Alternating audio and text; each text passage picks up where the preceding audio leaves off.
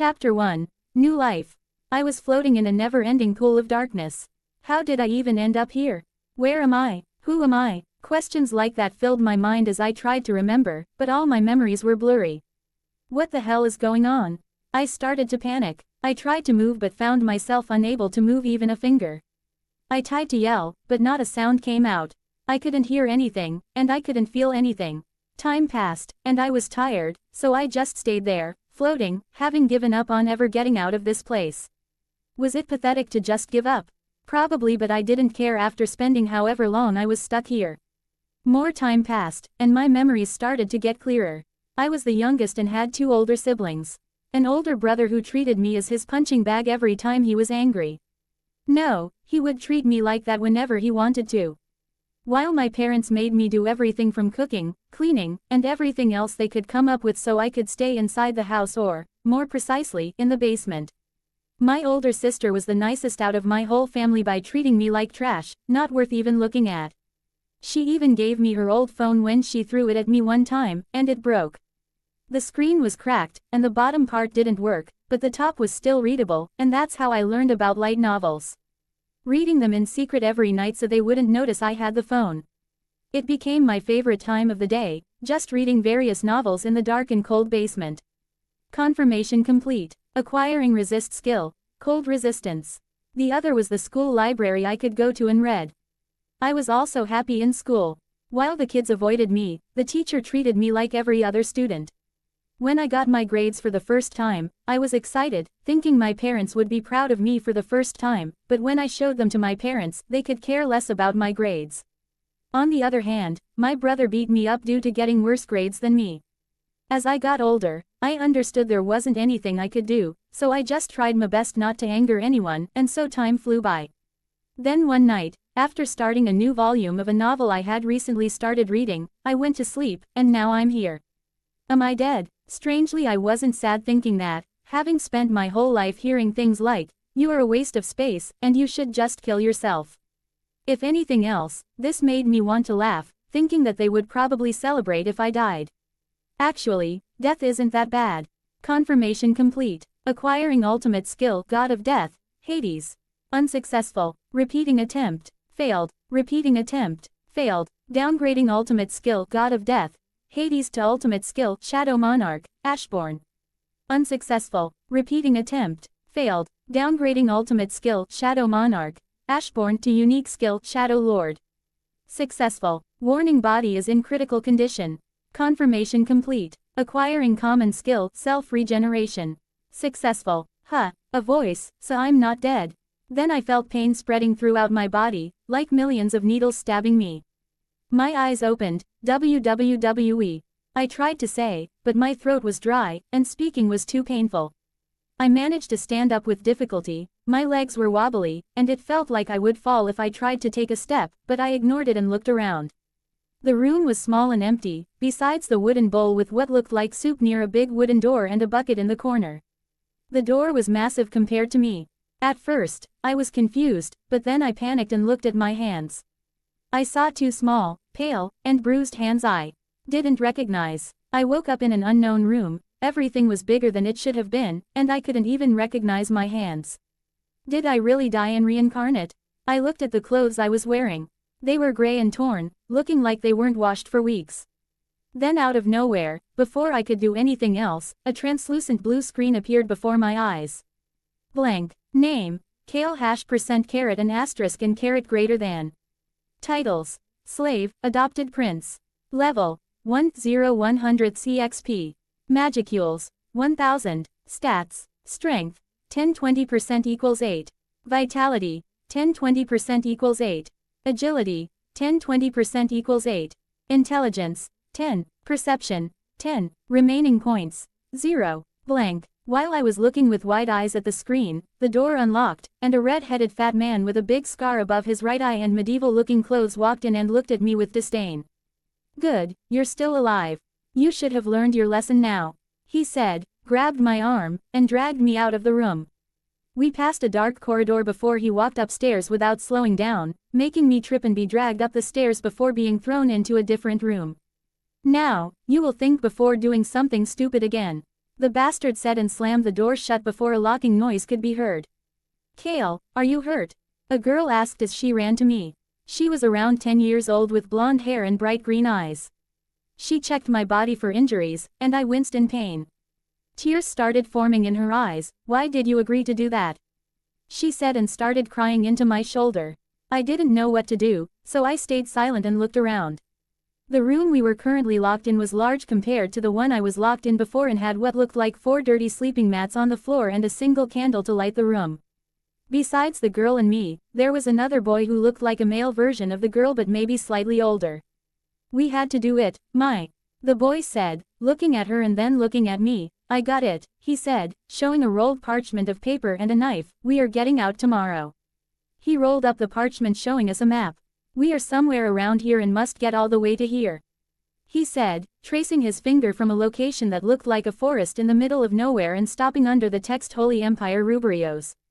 When we arrive in the Empire, we can find shelter in the church. Maybe even become holy knights. Then, he started telling us the escape plan. The plan was simple, but there wasn't anything better we could do to escape, especially as kids. When one of the slave traders comes here to give us food, we will use the knife and stab him before making a run for it. After going through the plan, we hid the map and knife under a loose plank on the floor and went to sleep. But I couldn't fall asleep and looked at the ceiling. It's because I recognized the name of the Empire. It's where the novel I read before reincarnating here. The story is about a salaryman who is murdered and reincarnates in a world with swords and magic as a slime with unique powers and builds his own nation of monsters. I didn't see the Jura Tempest Federation on the map, so that means I'm before it was created or the map is old. But the Holy Empire Rubrios, the nation is led by Holy Emperor Luminous Valentine, who, secretly is a vampire and subordinate of Demon Lord Luminous Valentine, the god of luminism and the true ruler of Rubrios. Is it the best option we have? Maybe we should try to go to another country. I chuckled. If I'm honest, serving a vampire doesn't sound bad compared to everything in my previous life. Chapter 2, Penalty Quest. The races in this world could be categorized into 4 different categories: humans, demi-humans, spirits, and monsters. There are different types of power ranking systems in this world, but the most used one is the one created by the Free Guild system. It classifies monsters and other hostiles by considering various variables such as magicule count, physical strength, defensive capabilities, speed, skills, and intelligence. Then they are given a rank between F rank to special S rank. F rank, a ranking assigned to those with little to no combat capabilities. E rank, a ranking assigned to those who possess power equivalent to the average human adult. D rank, a ranking assigned to those with power equivalent to a soldier, requiring a group of at least 3 or 4 average humans to defeat. C rank, a ranking assigned to those with power equivalent to or above an experienced soldier with professional training. B rank, a ranking assigned to threats that have the potential to wipe out an entire village single-handedly. A ranking assigned to threats that have the potential to severely damage an entire town, requiring the deployment of several high-ranking adventurers or a nation's knights to be taken care of. Special A rank, a ranking assigned to threats that have the potential to destroy a small-sized nation, requiring the deployment of a nation's army or a champion-class individual to defeat. S rank, a ranking assigned to demon lords and those of equivalent power, requiring a large nation's entire military and the deployment of their champions to defeat. Special S rank, a ranking assigned to threats that no singular nation could hope to stand up against, such as true demon lords and true dragons. But there was also the Tempest system. It was a modified version of the Free Guild system that used EP to rank individuals. EP is a numerical measurement of existence value called existence points that measures someone's magicule amount. E-class, a ranking given to those with an EP below 1000. D-class, a ranking given to those with an EP between 1000 and 3000. C-class, a ranking given to those with an EP between 3000 and 6000. B-class, a ranking given to those with an EP between 6000 and 8000. B+ class, a ranking given to those with an EP between 8000 and 9000. A class, a ranking given to those with an EP between 9000 and 10,000. A class, a ranking given to those with an EP between 10,000 and 100,000. It is also equivalent to hazard class. Special A class, a ranking given to those with an EP between 100,000 and 400,000. It is equivalent to calamity class. S class, a ranking given to those with an EP between 400,000 and 800,000. It is equivalent to Disaster Class. Special S Class, a ranking given to those with an EP between 800,000 and 1 million. Million Class, a ranking given to those with an EP over 1 million.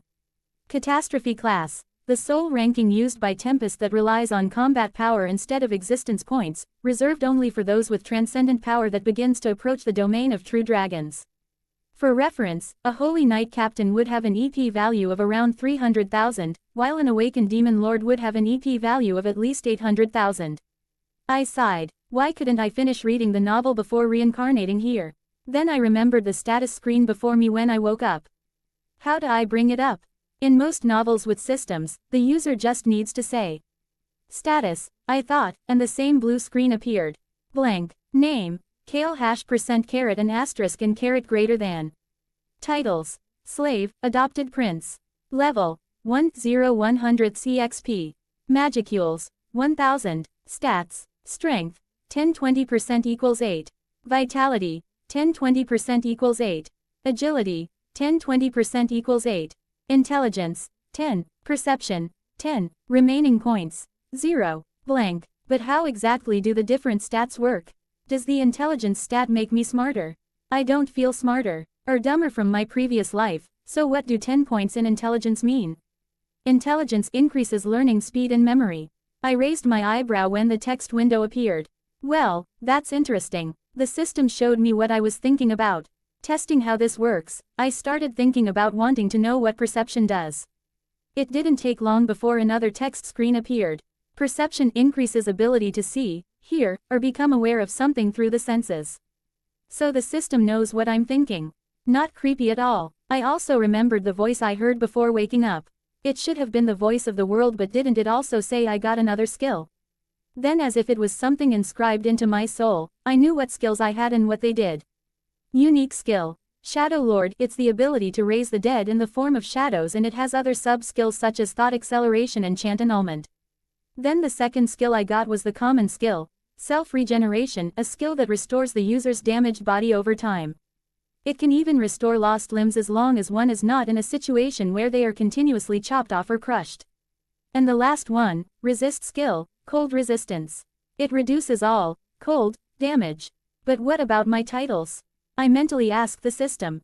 Titled Slave -20% to all physical stats until freed. Of course, a debuff right of the gate. At least it will disappear when I escape. What about the fake prince title? Title Adopted Prince due to being adopted by asterisk asterisk asterisk asterisk asterisk asterisk asterisk asterisk asterisk asterisk asterisk asterisk asterisk asterisk asterisk asterisk. The race asterisk asterisk asterisk asterisk asterisk asterisk asterisk won't be aggressive towards you. Me a prince. But who adopted me? There could be a few, but judging by the race won't be aggressive towards me part of the title. So it's likely a non-human race. Then why am I here? Shouldn't someone be watching over me so I don't end up as a slave? Sighing, there wasn't anything to do, so I tried to fall asleep. It felt like hours had passed, and I stared at the wooden ceiling, unable to fall asleep until a new screen popped up. You have not completed the daily quest.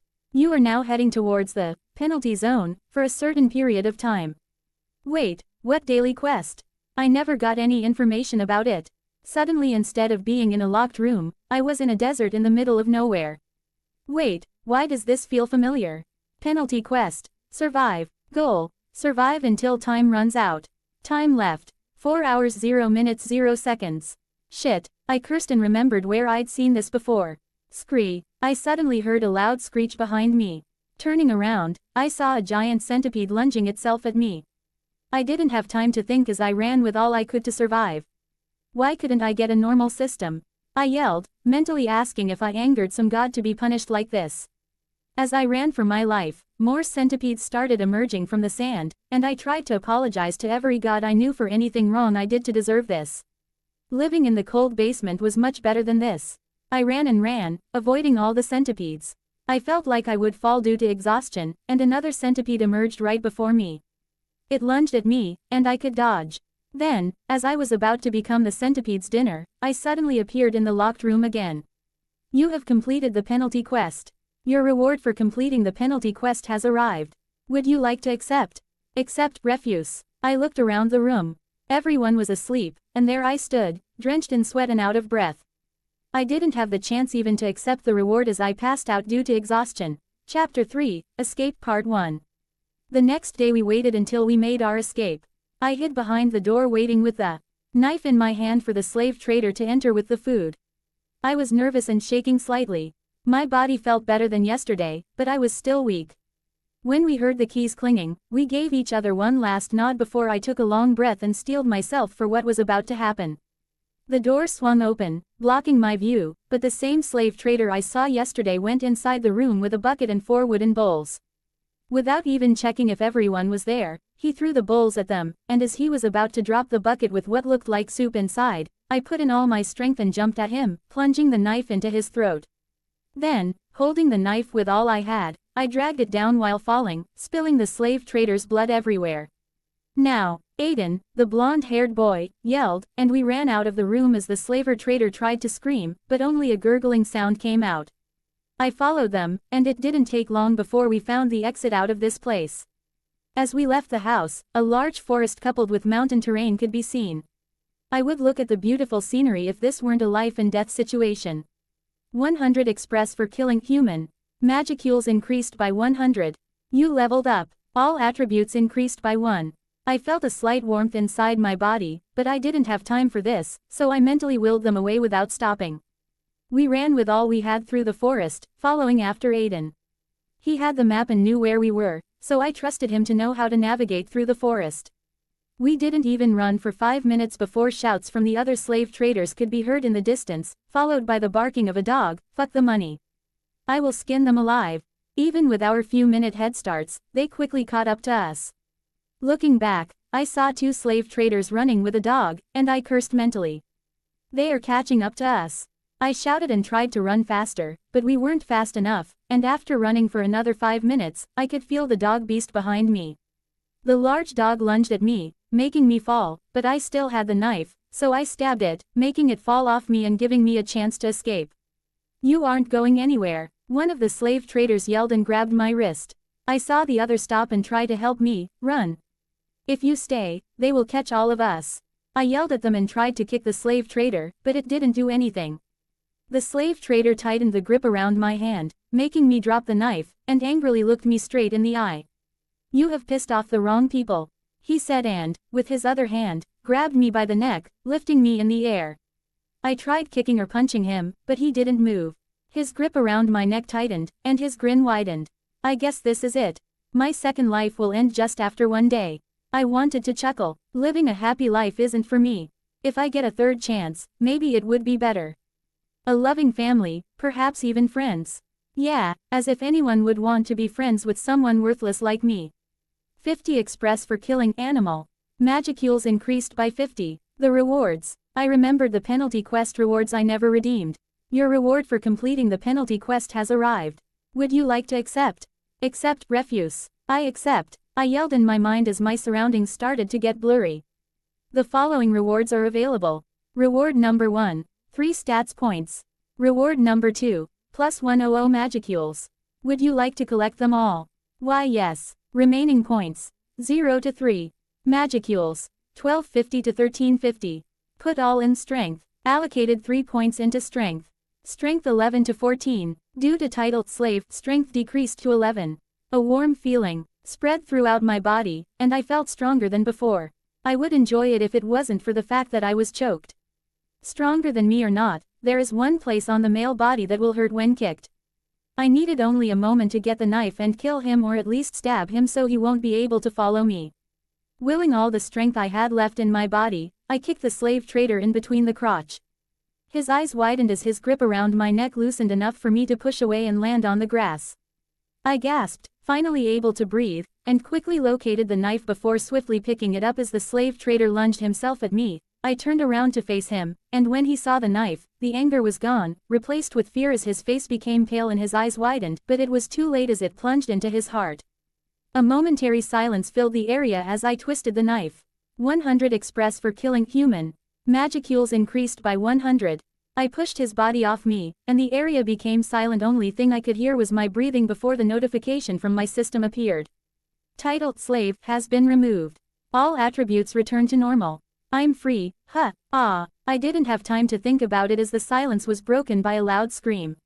Shit, I forgot about the other one. I was torn between running the other way or trying to save them, but I remembered yesterday when the girl cried seeing the state I was in. That was the first time someone cared for me. In my previous life, everyone treated me like trash or avoided me. But did she even care for me? No, she cared for the boy I took the body of.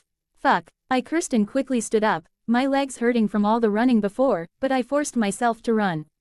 I will probably regret not running away when I have the chance.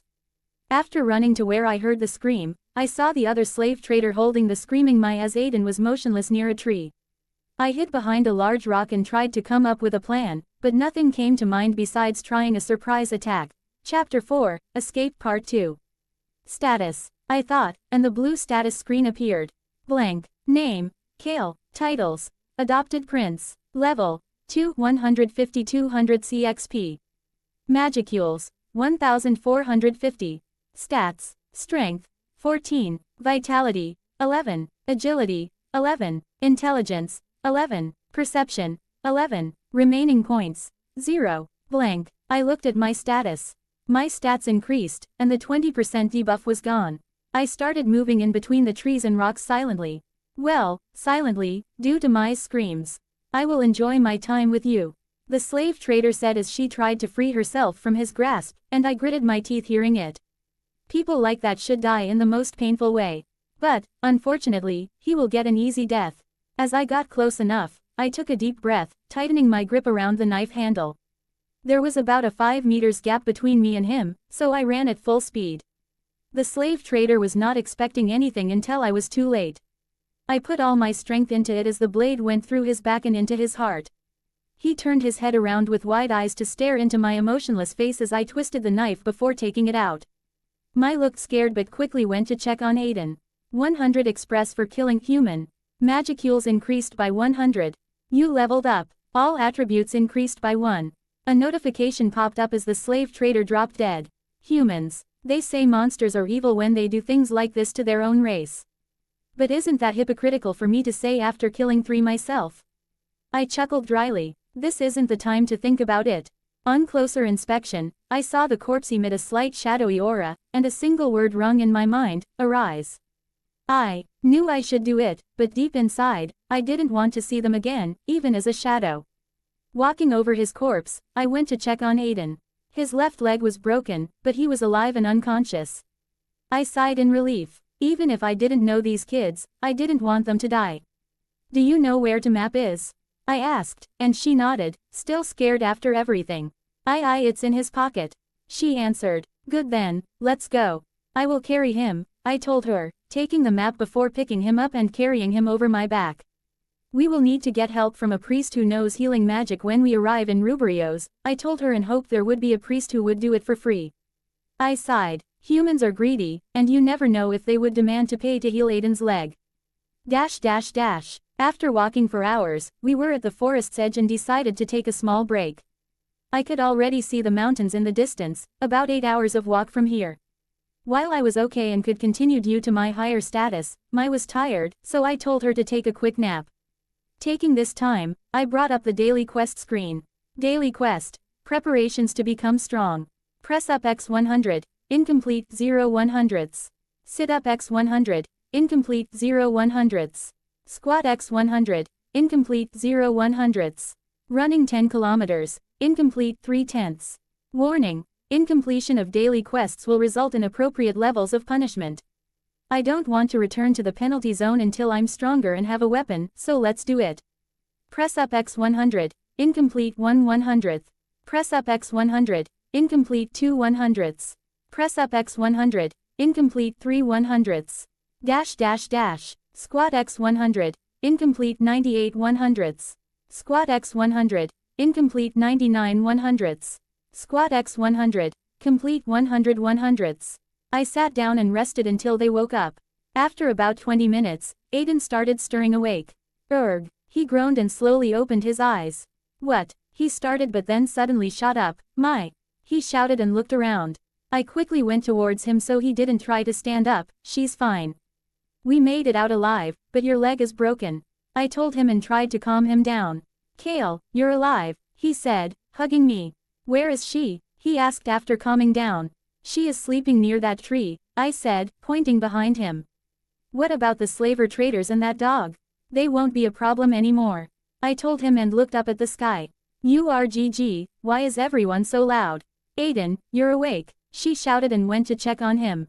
It's getting late, and we are still about an 8 hours walk away from Rubario's, so let's camp here today, I told them before coming up with an excuse to complete my daily quest. Here, take this just in case while I collect sticks for a fire. I gave the knife to Mai, walked deeper into the forest, and started running when I was far enough. You've completed daily quest. Preparations to become strong. Would you like to accept? Accept. Refuse. Accept. The following rewards are available. Reward number 1. 3 stats points. Reward number 2. Plus 100 magicules. Reward number 3. Plus 100 magicules. Would you like to collect them all? Huh, so I didn't get a status recovery. Well, extra magicules are always welcome, but then again, I also got magicules instead of a random box. So what would I get for doubling the daily quest? I will see that when I complete that quest. But, for now, I should start collecting the sticks. I've been gone for over half an hour. Accept all. Remaining points. 0 to 3. Magicules. 1550 to 1750. I'm back, I said, walking out of the forest and saw Mai on guard before she noticed it was me and relaxed. Kale, are you alright? You were gone for so long. You didn't get attacked by monsters or anything? Mai asked, circling me and looking for any injuries like the overprotective mothers in novels. It's actually a nice feeling having someone worried for you. I'm fine, Mai. I went too far and got lost for a while. I lied. I started piling the sticks, and Mai observed me. Kale, how will you start the fire? She asked. Quote. I didn't think about that. 20 minutes later, after remembering a survival in the wild without any equipment book I'd read in the library, I managed to start a fire. I read that book once while thinking about escaping my family and living in the forest, but I quickly scratched that idea after realizing how stupid it was. But, hey, at least it was helpful. We sat around in awkward silence. Are you sure about joining the church and becoming a holy knight? I tried to start a conversation. Yeah, we heard everyone could be trained to be Templars, even commoners and orphans. Aiden said, why do I feel weird when I think about the Holy Empire? It's like a feeling of safety but, at the same time, a feeling of fear in my body. You okay, Kale? Mai's voice snapped me out. Huh, you were staring at the fire for a while without answering, Aiden said. Just a bit tired after everything. I answered quickly before yawning. We will keep watch. You can take a nap after doing everything yourself, Kale. Aiden said while throwing more sticks into the fire. I nodded. Yeah, wake me up in a few hours so we can change. Chapter 5, Capital City Part 1. W.C.A. Kale, wake up. Huh, I opened my eyes but closed them immediately due to the brightness. Why is it so bright in the basement? Wait, this isn't right. I forgot. Is it morning already? Why didn't you wake me up? I asked, sitting up and stretching. You looked tired yesterday, so we didn't want to wake you up, Mai said and looked slightly tired. You did everything yesterday, so we thought you deserved a proper rest, Aiden added. It was also when Mai's stomach growled. Quote. She got completely embarrassed and looked away. I could find something in the forest before we went or steal food after arriving in the Empire. While stealing food isn't the best thing I could do, there isn't a choice when we don't have money, plus there is a high possibility of being caught. I thought for a second about the two options. I'll go to the forest and try to find some berries or maybe a rabbit we could cook, I told them before standing up and going towards the forest. Be safe, Mai shouted. Don't worry, I'll be safe, I told her before mentally bringing up the daily quest window. Daily quest. Preparations to become strong. Press up X100. Incomplete 0 100ths. Sit up X100. Incomplete 0 100ths. Squat X100. Incomplete 0 100ths. Running 10 kilometers. Incomplete 0 tenths. Warning. Incompletion of daily quests will result in appropriate levels of punishment. I should at least get the 10 kilometers run before we head towards the Empire. Found you, I muttered, slowly turning my head to the right, staring straight at another rabbit. The little animal was so scared by my gaze alone, so it started running away, but I wouldn't let him escape. I started running after it and caught it before even 2 minutes passed. You know, for a little guy, you sure gave me some trouble catching you, I told the rabbit in my hands. It was also twice the size of an ordinary rabbit. I hope you taste good, I said with an innocent smile. 50 express for killing animal. Magicules increased by 50. I should return quickly so we won't waste much time here, so I started running back to our temporary camp. Running 10 kilometers. Incomplete 7/10. Running 10 kilometers. Incomplete 8/10. Running 10 kilometers. Incomplete 9/10. Running 10 kilometers. Complete 10 out of 10. I'm back, I said as I walked out of the forest, slightly out of breath, showing the 2 rabbits in my hands with a slight smile. Are those? Mai trailed off, practically drooling with stars in her eyes, when she saw the rabbits I had with me. Yes, I got myself some breakfast. I then looked at them. So what are you guys going to eat? I asked jokingly. Come on, don't be like that, Kale. She said, pouting. I'm just joking, I replied, prepping the rabbits. The knowledge I got from reading all those books in my previous life is coming in handy these days. Before I got my sister's old and slightly broken phone, the only thing I could do was to find books in the school library where I read books about survival in the wild, learning about different plants and animals, but at the same time, I don't know how much they will help in a fantasy world. Reading and doing it are different things, but in the end, I managed to skin and butcher them. While it wasn't the best, it should be edible and get us through until we get to the Empire and find a way to earn money. Here, eat up, I said, giving them the rabbit meat on 2 quickly made skewers. They each took one, and we tasted it. While many would say it was bland, for me, it was one of the best food I have eaten. It could maybe be because, for the first time, I ate a warm meal instead of the leftovers in my previous life. My family used to give me what was left after they finished, so most times, it would be vegetables or stale bread and some meat or fish on good days. I sighed and looked at the skewers for a while. I should stop thinking about my past life. This is a new chance for me. Maybe this life didn't start well, but I could make it good. After we finished eating, I looked at the sky. Judging by the sun's position, if it's the same as on Earth, the time should be 10 a.m. That means if we go now, we should arrive in Rubilios around 6 p.m. Let's go. We can't waste more time just sitting around, I said and stood up. And so we set out towards the Holy Empire of Rubilios with Aiden on my back. I just hope we can get a priest to heal his leg. We walked for 4 hours and could already see the city in the distance. While I could continue until we reached the Empire, Mai looked like she would pass out. I don't know if she got any sleep during the night, but having only eaten the rabbit and not having drunk any water for almost 2 days didn't help either. That's not including the fact that we were kept inside a room for God knows how long. Let's take a quick break to catch our breath, I said when we found a tree we could rest under. And no, I can see continue, she said in between breaths. But I'm tired, so I can't carry Aiden all the way, I said and crouched down so Aiden could get off my back while also giving him a look that said I didn't call you fat. Fine, she relucted and fell on the vibrant green grass. I didn't notice before, but the air feels cleaner, and the wildlife looks more vibrant in this world than in my previous one. I started thinking about my future plan in this world. After arriving in the Holy Empire, we will need to get Aiden to a healer and somehow join the Holy Knights.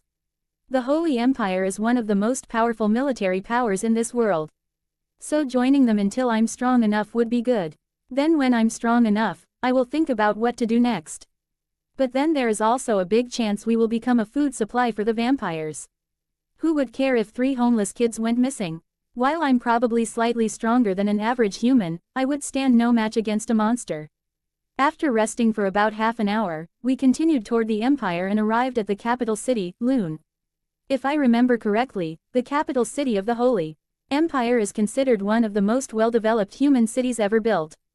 Having a powerful gigantic city-wide barrier that encloses the entire capital city, completely shielding it from any external threats, such as monsters, spirits, and demons that try to enter without permission. Chapter 6, Capital City Part 2. Mister, we need a healer, I said like a worried kid to the guard standing at the gates. The guard looked at us momentarily and then focused on Aiden and his broken leg. Another one, he muttered. Clive. Take these 3 to the church. He yelled to someone and allowed us to go through. We walked through the barrier, and I felt like someone had dropped a bucket of ice-cold water on me.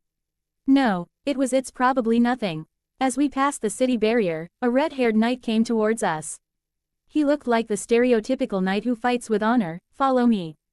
I'm going to take you to one of our priests to heal that boy's leg. He said and started leading us towards the church. Mister, are you a holy knight? I asked him. Well, yes, I recently finished my training and became one. He said awkwardly, scratching his cheek. Mister, do you think I could become a holy knight? I asked him with excitement, hoping he would tell me if a homeless boy like me could become one.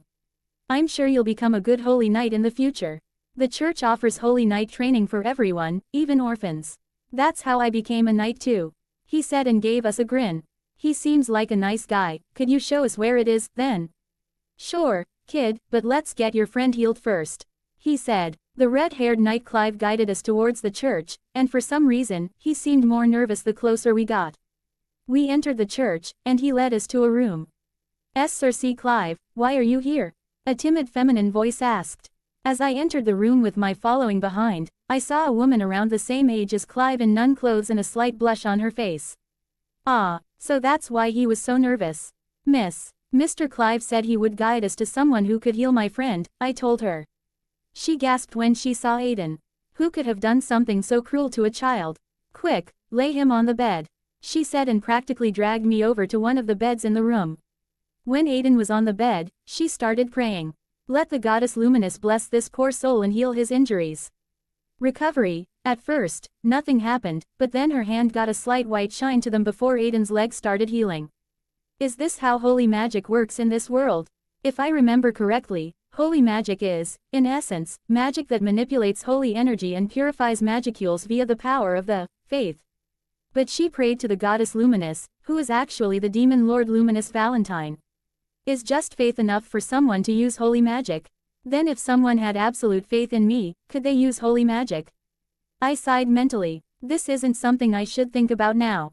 The glow dimmed slightly and then disappeared. The nun healing Aiden looked exhausted, looking like she was running for hours without stopping.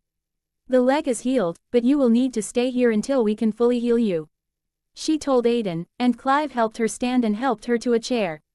Thank you, miss, for healing Aiden, I said and bowed in gratitude. How are you feeling? I asked Aiden, who looked at his now healed leg. Like I never broke my leg, he said matter-of-factly. Quote. That's all. I just looked at him blankly. What are you expecting me to say? Nothing, I said and sighed. Oh right, Mr. Clive. Where do I need to go to become a holy knight? I asked the knight. I'll show you, and you don't need to call me Mr. Being called Mr. feels like I'm old. Just Clive is fine, he said, and then the nun spoke out. Oh, I forgot to introduce myself. I'm Carly, and just like Clive here, you can just call me Carly, not miss, she said and chuckled. I'm Kale, and this is Aiden and my. I introduced us. Oh, and thank you for helping us. If you didn't heal Aiden's leg, I don't know what we could do, I said and bowed again. You don't need to bow. I just did what everyone would do when seeing an injured kid, she said, waving her hands. Missed. I stopped seeing the look he gave me. Clive, would I get a room I could sleep in if I become a holy knight in training? We don't have anywhere to go, I asked. Ah yes, all holy knights and nuns in training get a room and 3 meals a day. I smiled upon hearing that. Having somewhere to sleep and anything to eat is important. I don't know how long I would be able to go without eating since waking up in this world, I wasn't hungry. As we talked about that, my body froze, and I felt scared due to a powerful aura that entered the room. Holy Emperor, Clive and Carly said in unison and bowed on a knee. You can stand up, he said, and I turned around to see him looking at me. Goddess Luminous wants to see you. Follow me, he said, and I could feel everyone looking at me with confusion. Huh, she wants to see me. Now it makes sense. How didn't I figure this out before? The adopted prince title and why this place made me feel safe to some degree. I hope I'm right, otherwise, I will die, and I'm not strong enough to escape him. Okay, I said and followed him. No going back now. We walked through the corridors and up the church's stairs until we reached the highest level and entered what looked like a luxurious office with a desk on the left side of the room and on the right side 2 sofas with a coffee table in between. On one of the sofas sat a silver-haired girl with heterochromatic eyes wearing a gothic dress and holding a teacup. She put the teacup down on the table and looked at me. It seems you had time to think over everything you learned last time, she said, and looked like she was expecting an answer. I don't know what we talked about, so I should probably go with the amnesia route. Sorry, miss. Since I woke up a few days ago, I couldn't remember most things besides my name, I said, panicking slightly due to her aura. She pondered about what I said for a bit. Sit, she said softly, but it felt like an order while pointing at the other sofa. Yes, ma'am, I said slightly too loud and sat down on the sofa. Chapter 7, Central City Part 3. Luminous was looking at me, not saying a single word. This continued for a few minutes before she decided to break the silence. So you really don't remember anything? She asked, looking me straight in the eyes. No, I replied simply. Then let me introduce myself. I'm Luminous Valentine, your adoptive mother, she said, and then smiled. I see then, she interrupted me before I could finish. Mom, you always called me Mom, she said, and I could hear Louis sigh. I see then, Mom, I said, and her smile got brighter, and another sigh came from Louis. I could even swear I saw flowers appear around her. I got the feeling Kale never called her Mom, I deadpanned. Status has been updated. The system message appeared, but that wasn't important, so I continued.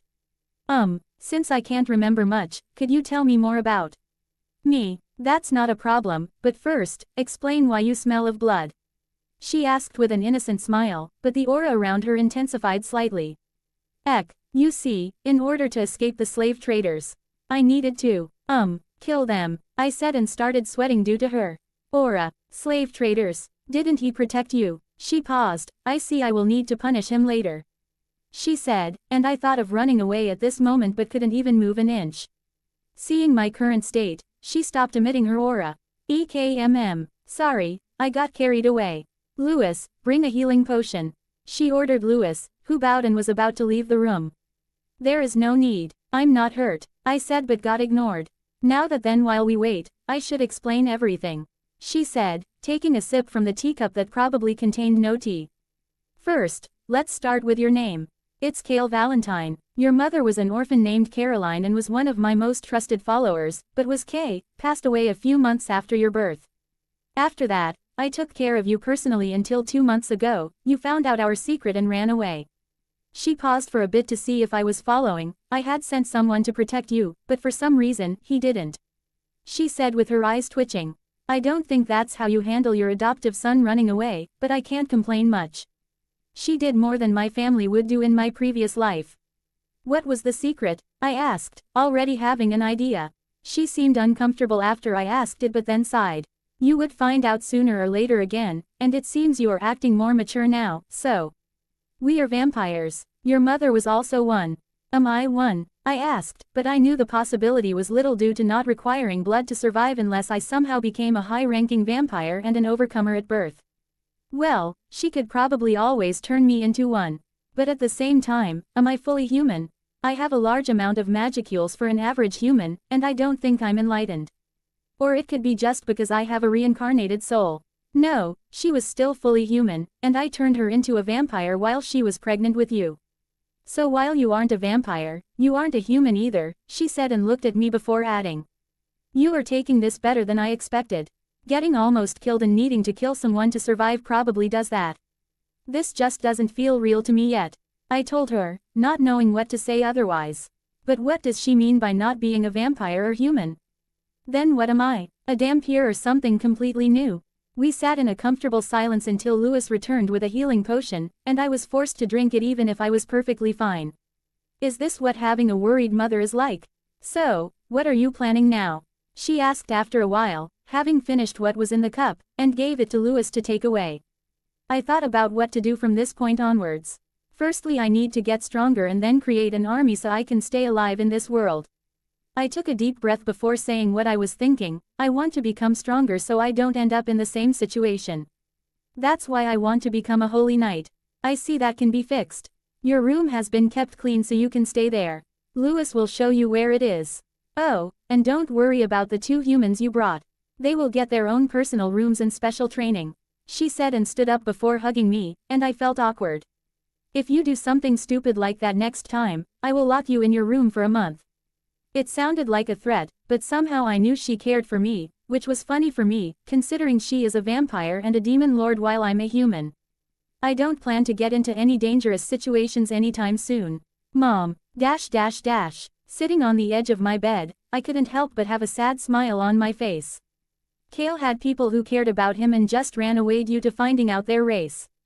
I couldn't help but laugh at my own stupidity. Who cares about anyone's race if they treat you like their own family? Is it bad to envy myself? It's probably stupid, but I can't help but do that. He had everything he could ask for and just ran away. I sighed. It's not time to cry about my past. What happened has happened, so I should fix the mistake and continue my life. Status: blank. Name: Kale Valentine. Titles: Adopted Prince. Level: 35400 CXP. Magicules: 1800. Stats: Strength: 15. Vitality: 12. Agility: 12. Intelligence: 12. Perception: 12. Remaining points: 3. Blank. She even gave me her last name, and I could only assume that the Valentine name is very important for vampires. Sigh. Didn't I tell myself to stop thinking about it? I should just complete my daily quest. Daily quest: Preparations to become strong. Press up X 100, incomplete 0 100ths. Sit up X 100, incomplete 0 100ths. Squat X 100, incomplete 0 100ths. Running 10 kilometers, complete 10 tenths. Warning: incompletion of daily quests will result in appropriate levels of punishment. I started doing the press-ups, followed by the sit-ups and then finished with the squats. It took me about half an hour to finish without rushing it. You've completed daily quest, preparations to become strong. Would you like to accept? Accept. Refuse. Accept. The following rewards are available. Reward number 1, 3 stats points. Reward number 2, plus 100 magicules. Reward number 3, plus 100 magicules. Would you like to collect them all? Collect them all. Remaining points: 3 to 6. Magicules: 1800 to 2000. I won't be able to level up at all while in the Empire. I can complete the daily quest and grow stronger until I would be strong enough to enter high magicules zones where the mindless monsters would spawn. At every level, all my stats increase by 1 point, and I get 3 extra points I can distribute due to the daily quest. While going for strength, vitality, and agility is my first thought, it wouldn't help me much during the years I will train here. While intelligence will not increase my mana or, in this world, magicules like in so many other novels, it will increase my memory and learning speed. I could focus on learning different styles of martial arts and mastering different types of weapons. Then, unlike skills that are gained through the voice of the world, magic could be learned. Yeah, I should focus primarily on intelligence and perceptions for now and change it later. I looked at myself for the first time in the mirror since coming to this world. I had black hair and gray eyes, and if I would guess, then I would be around 10 years old. It's a fresh start for me, and I should use it to the fullest. Chapter 8, Training Part 1. Waking up early morning, I stretched and had a slight smile on my face. It was the first night I could think of that I slept in a comfortable bed and didn't wake up with my whole body aching due to sleeping on the hard floor with just a blanket. Then I almost got lost trying to find my and Aiden's rooms. If Lewis didn't help me, I would really probably get lost. Seriously, I will need a map if I'm going to live here, and this is just the church. Roy would show me the underground empire and the sacred mountain where my mom spends most of the time. Yup, I seriously need a map. It's still weird to call her mom, but she at least allowed me to call her that, unlike my previous mother. I knocked on the door, and a moment later, a muffled voice called from the other side. Come in. I opened the door and saw Aiden sitting on the bed with an annoyed expression on his face and my sitting on a chair next to him, peeling something that looked similar to an apple. Kale, please tell her that I can move on my own, and she doesn't need to babysit me. Aiden was the first to speak, seeing me, and before I could say anything, I decided to scold him. Miss Carly said that you should rest and not move around. She also said we shouldn't call her miss. He grumbled. I chuckled at their interactions. So what happened after I left? I asked them. Nothing special, we just got our rooms. My room is on the other side. It's surprising we got our own private rooms, she said, tilting her head slightly. But enough about us. What happened after you left? What did the Holy Emperor want with you? They both asked, and I started thinking about how to explain it to them. I can't say I'm the adopted son of the goddess of this church. Apparently, Goddess Luminous saw me when I entered the city and saw I had a pure and strong soul with the potential to become a saint, so she ordered the Holy Emperor to bring me to her. I told them the first thing that came to my mind.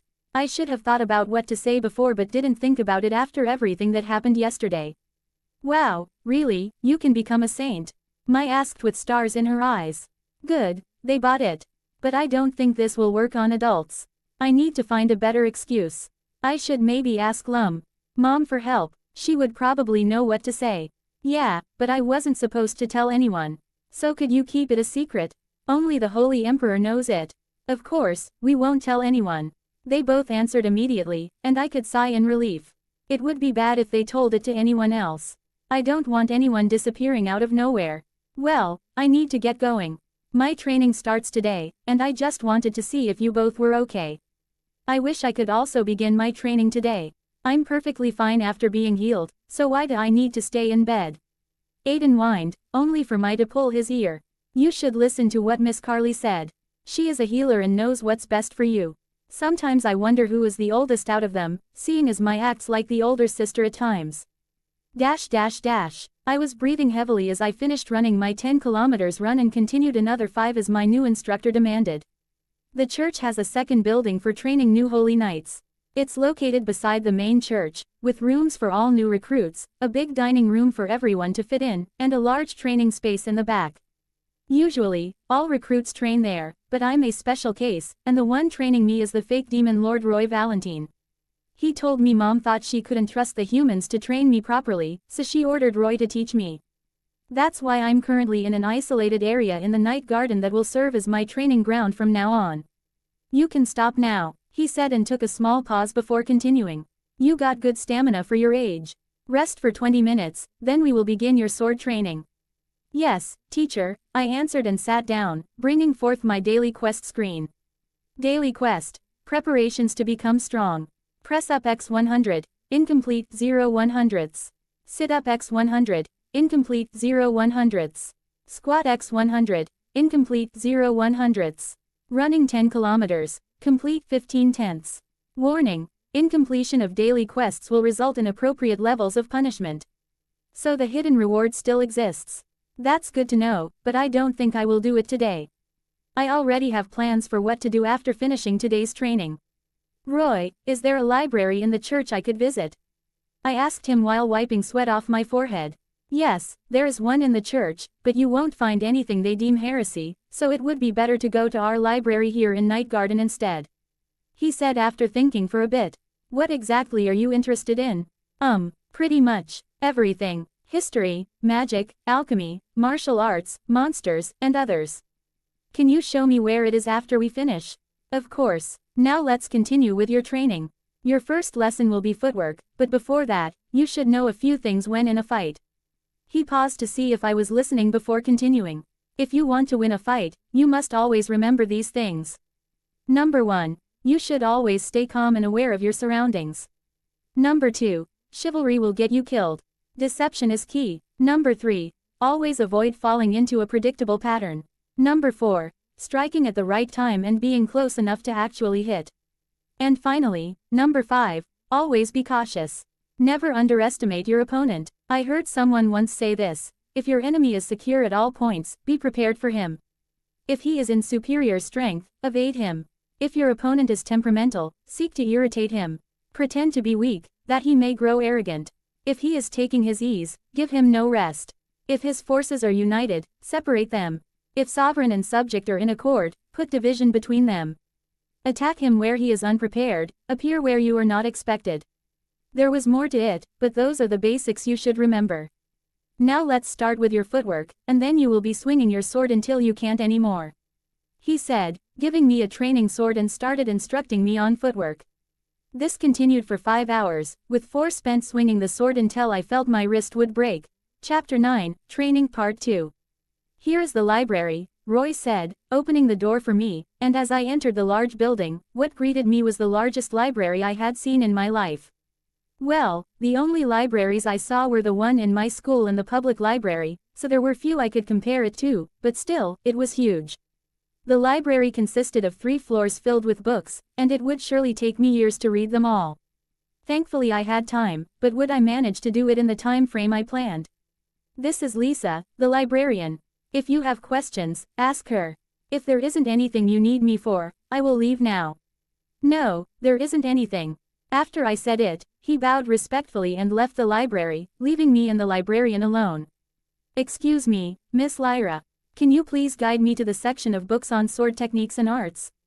I asked politely. She nodded and motioned me to follow her.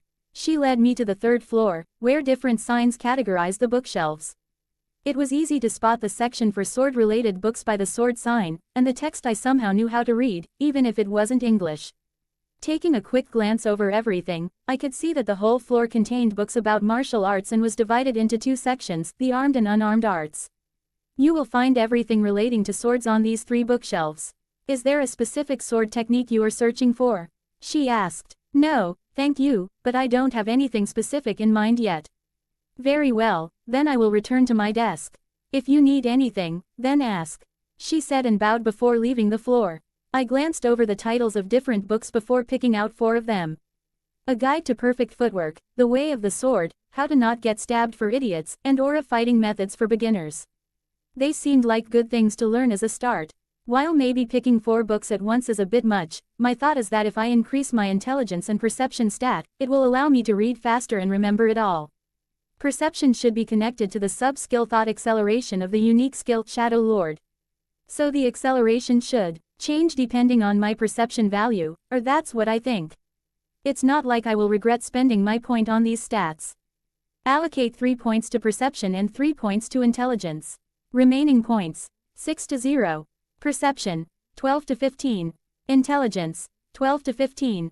Well, then, let's start reading. I activated sub-skill thought acceleration, and my perception of everything slowed down significantly. It's quite an unusual sensation, as my mind functions much quicker than my physical body. I see. It's important to improve my physical abilities as well. If I have a high perception value but low physical stats and use thought acceleration, it could make me feel paralyzed. Just thinking that gives me chills. I need to spend my points on the 2 stats and physical stats to make the skill usable. It's a bit of a hassle, but my current ratio is sufficient for reading. I believe this means a 22% difference between the stats, so I need to maintain my perception and intelligence stats at least 20% higher at all times. Then lower the percentage when I start using the skill in fights. Do I overcomplicate simple things? Probably, but who cares about that? I shrugged. Let's see, all the books here are similar in size, around 300 pages, and there are 296 books on anything sword related. In my previous life, it would take me 8 hours to read a book of this length. Assuming I have 300 books to read, and I read 3 books per day, I'll need to boost my thought acceleration to a 5:1 ratio to complete them. This would take me approximately 3 months to finish this task. Then I would only have the whole section with thousands of books about martial arts and God know how many books about magic. Then I would have left history, strategy, tactics, and many more books. I have set a limit of 7 years to read through everything. There is no time to waste, I told myself and started reading A Guide to Perfect Footwork. While it contains most of what I learned today, having all the information won't hurt. After I started reading the book, I lost track of time due to thought acceleration, not knowing how much time had passed. While for me, hours passed, it could have been just 1 hour in reality. I looked around to see if there was a clock but didn't find any. I sighed and made a mental note to get a pocket watch next time. But how would I get it? Do I ask Roy or Lewis to buy it for me, or do I ask Mom to give me an allowance? I actually didn't think about it before because of everything that happened, but I don't have money, so I can't buy anything.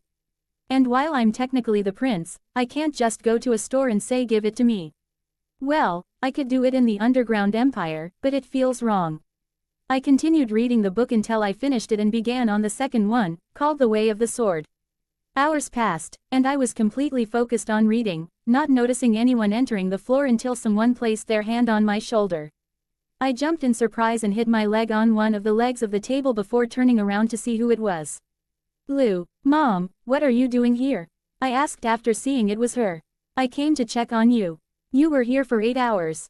Have you eaten anything? She asked me like a concerned mother. 8 hours, I asked quietly, more to myself than to her. So my thought acceleration should be around a 2:3 ratio. Sorry, I just started reading and lost track of time. Strangely, I don't feel hungry even though it seems like I ate recently.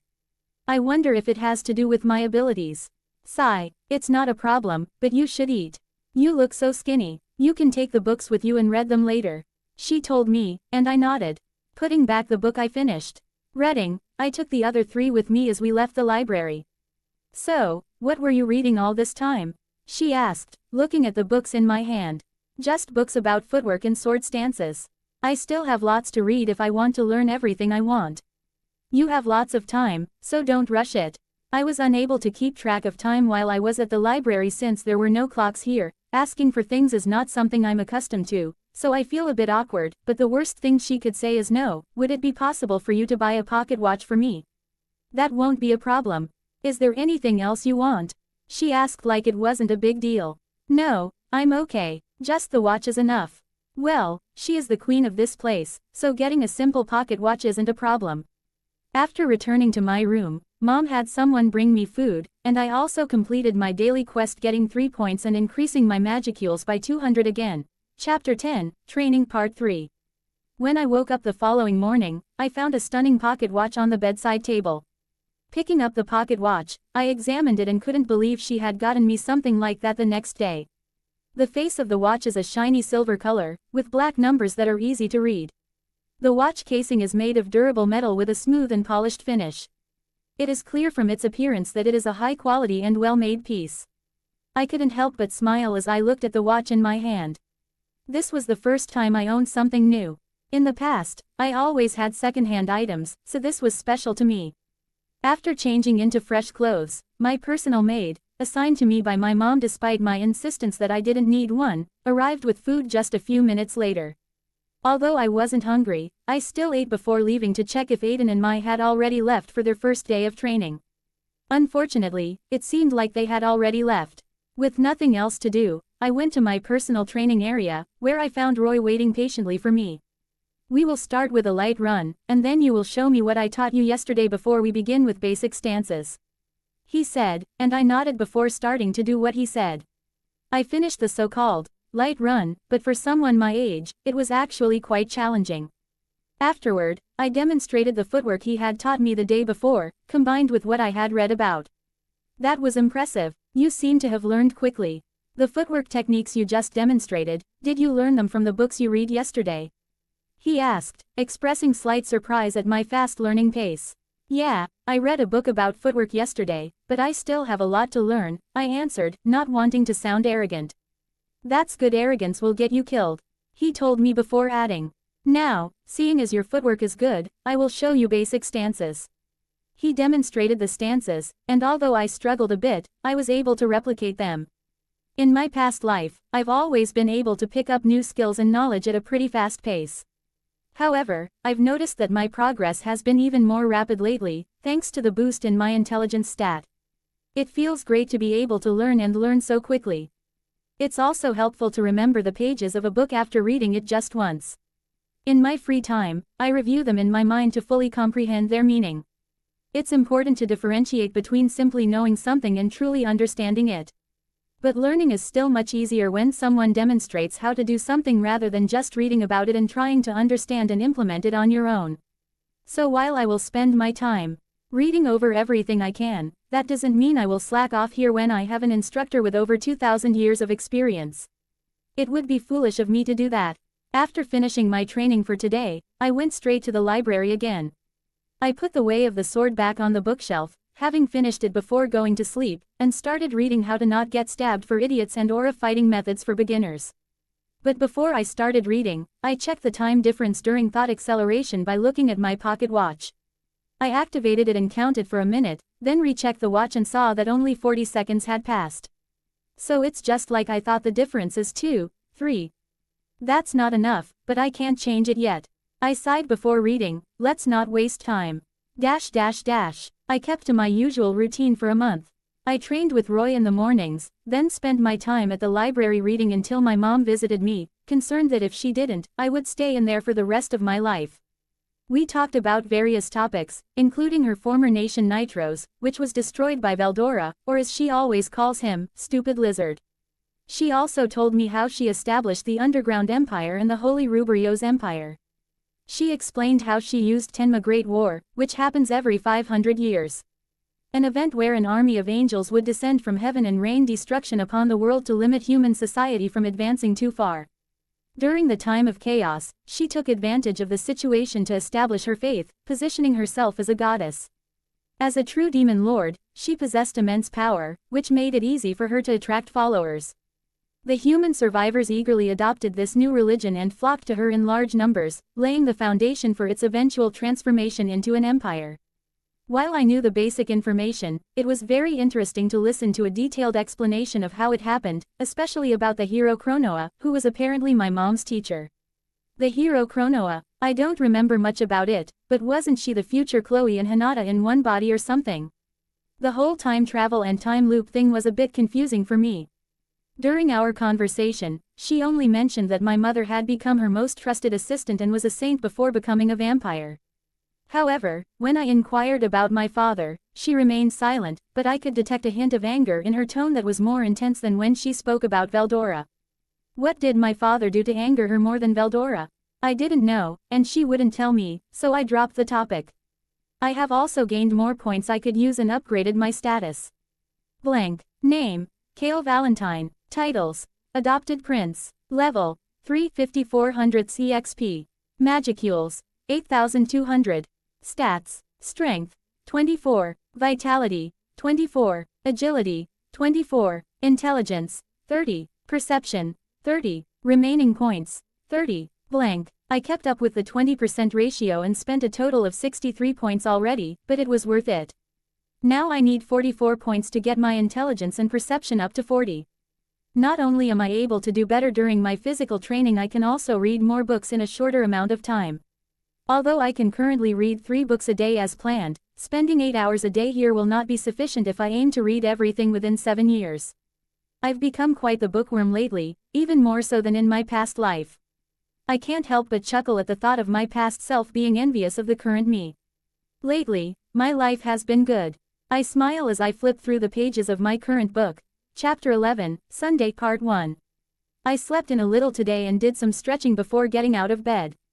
Even though I have special training, Sundays are free days for all holy knights in training, and I am no exception to this rule. My mother banned me from going to the library on Sundays, leaving me with limited options for how to spend my day. What else can I do?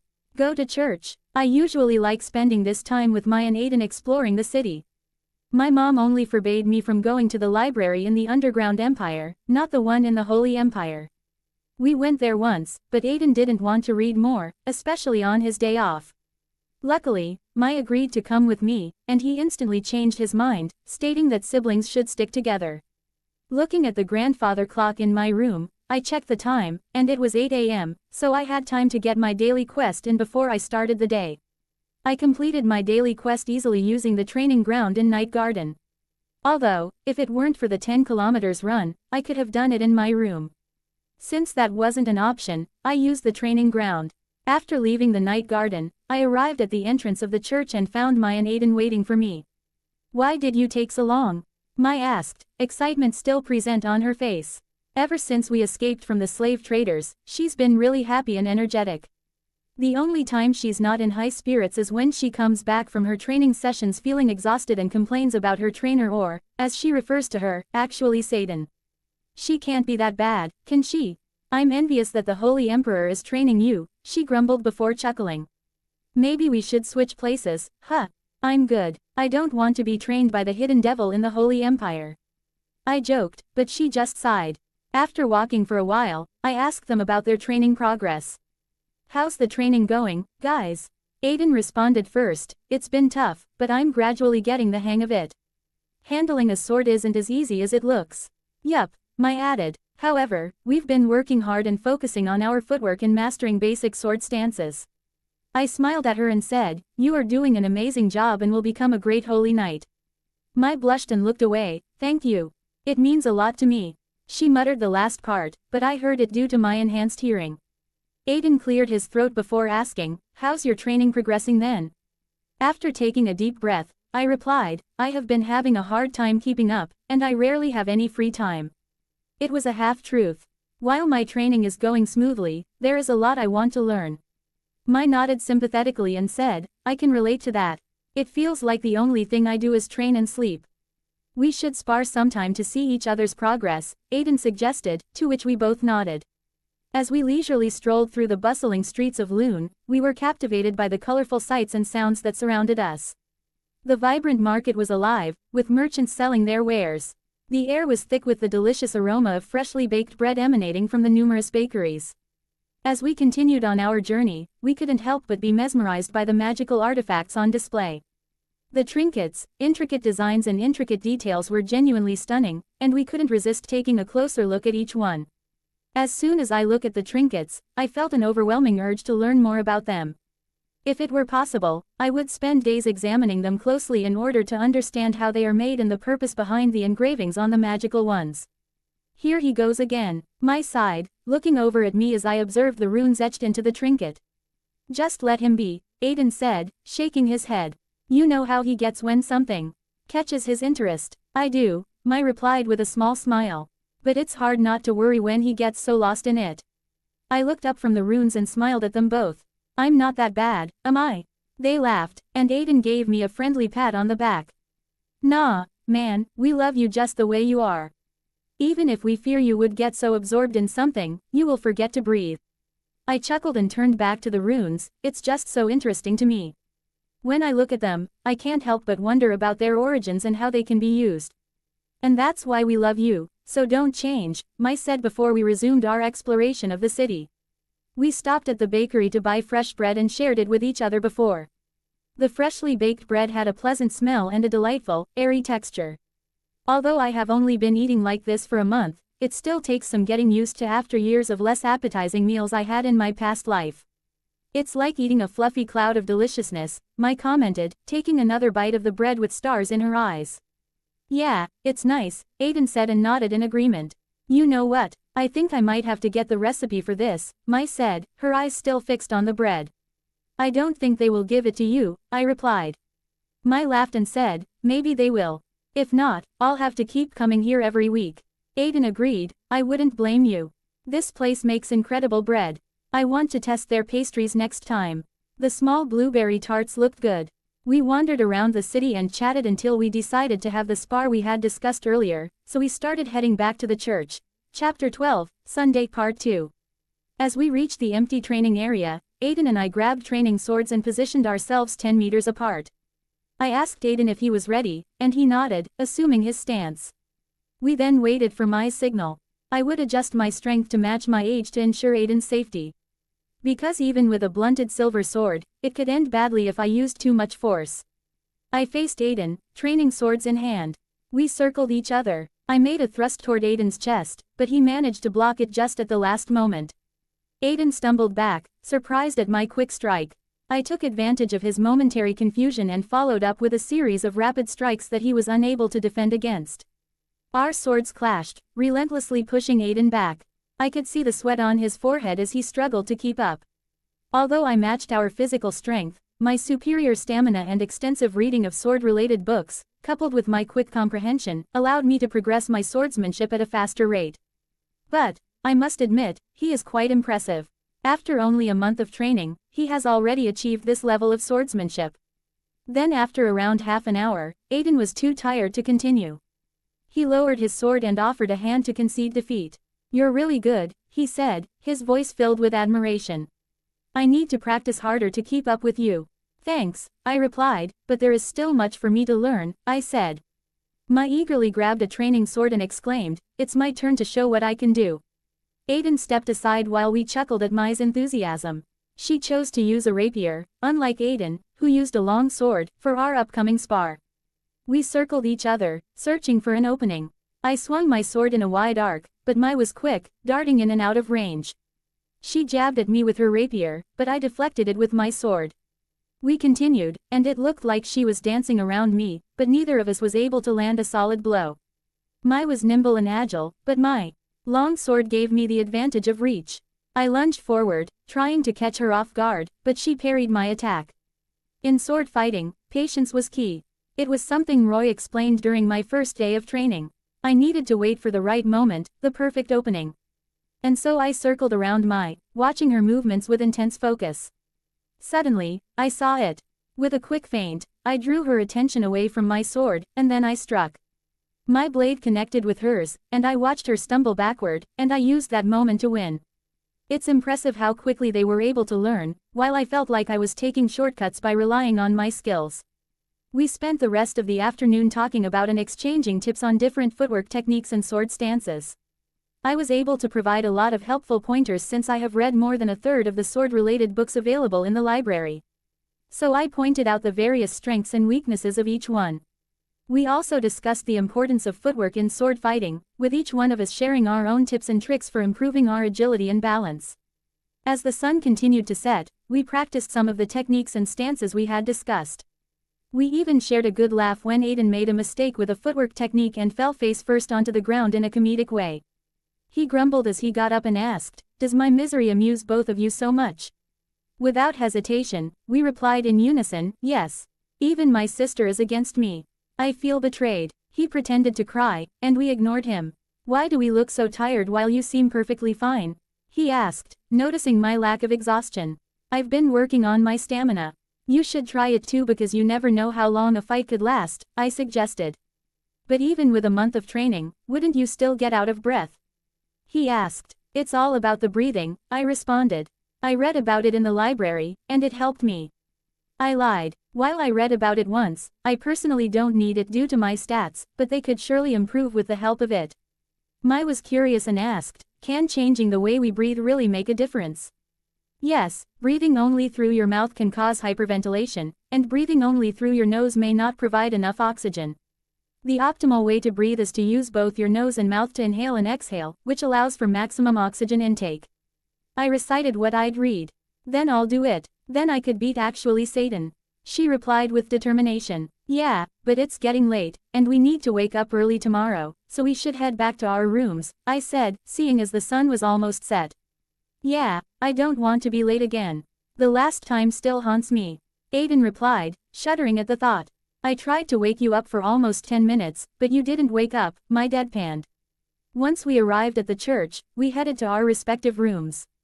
As soon as I got into my room, I quickly took a shower before going straight to bed and falling asleep.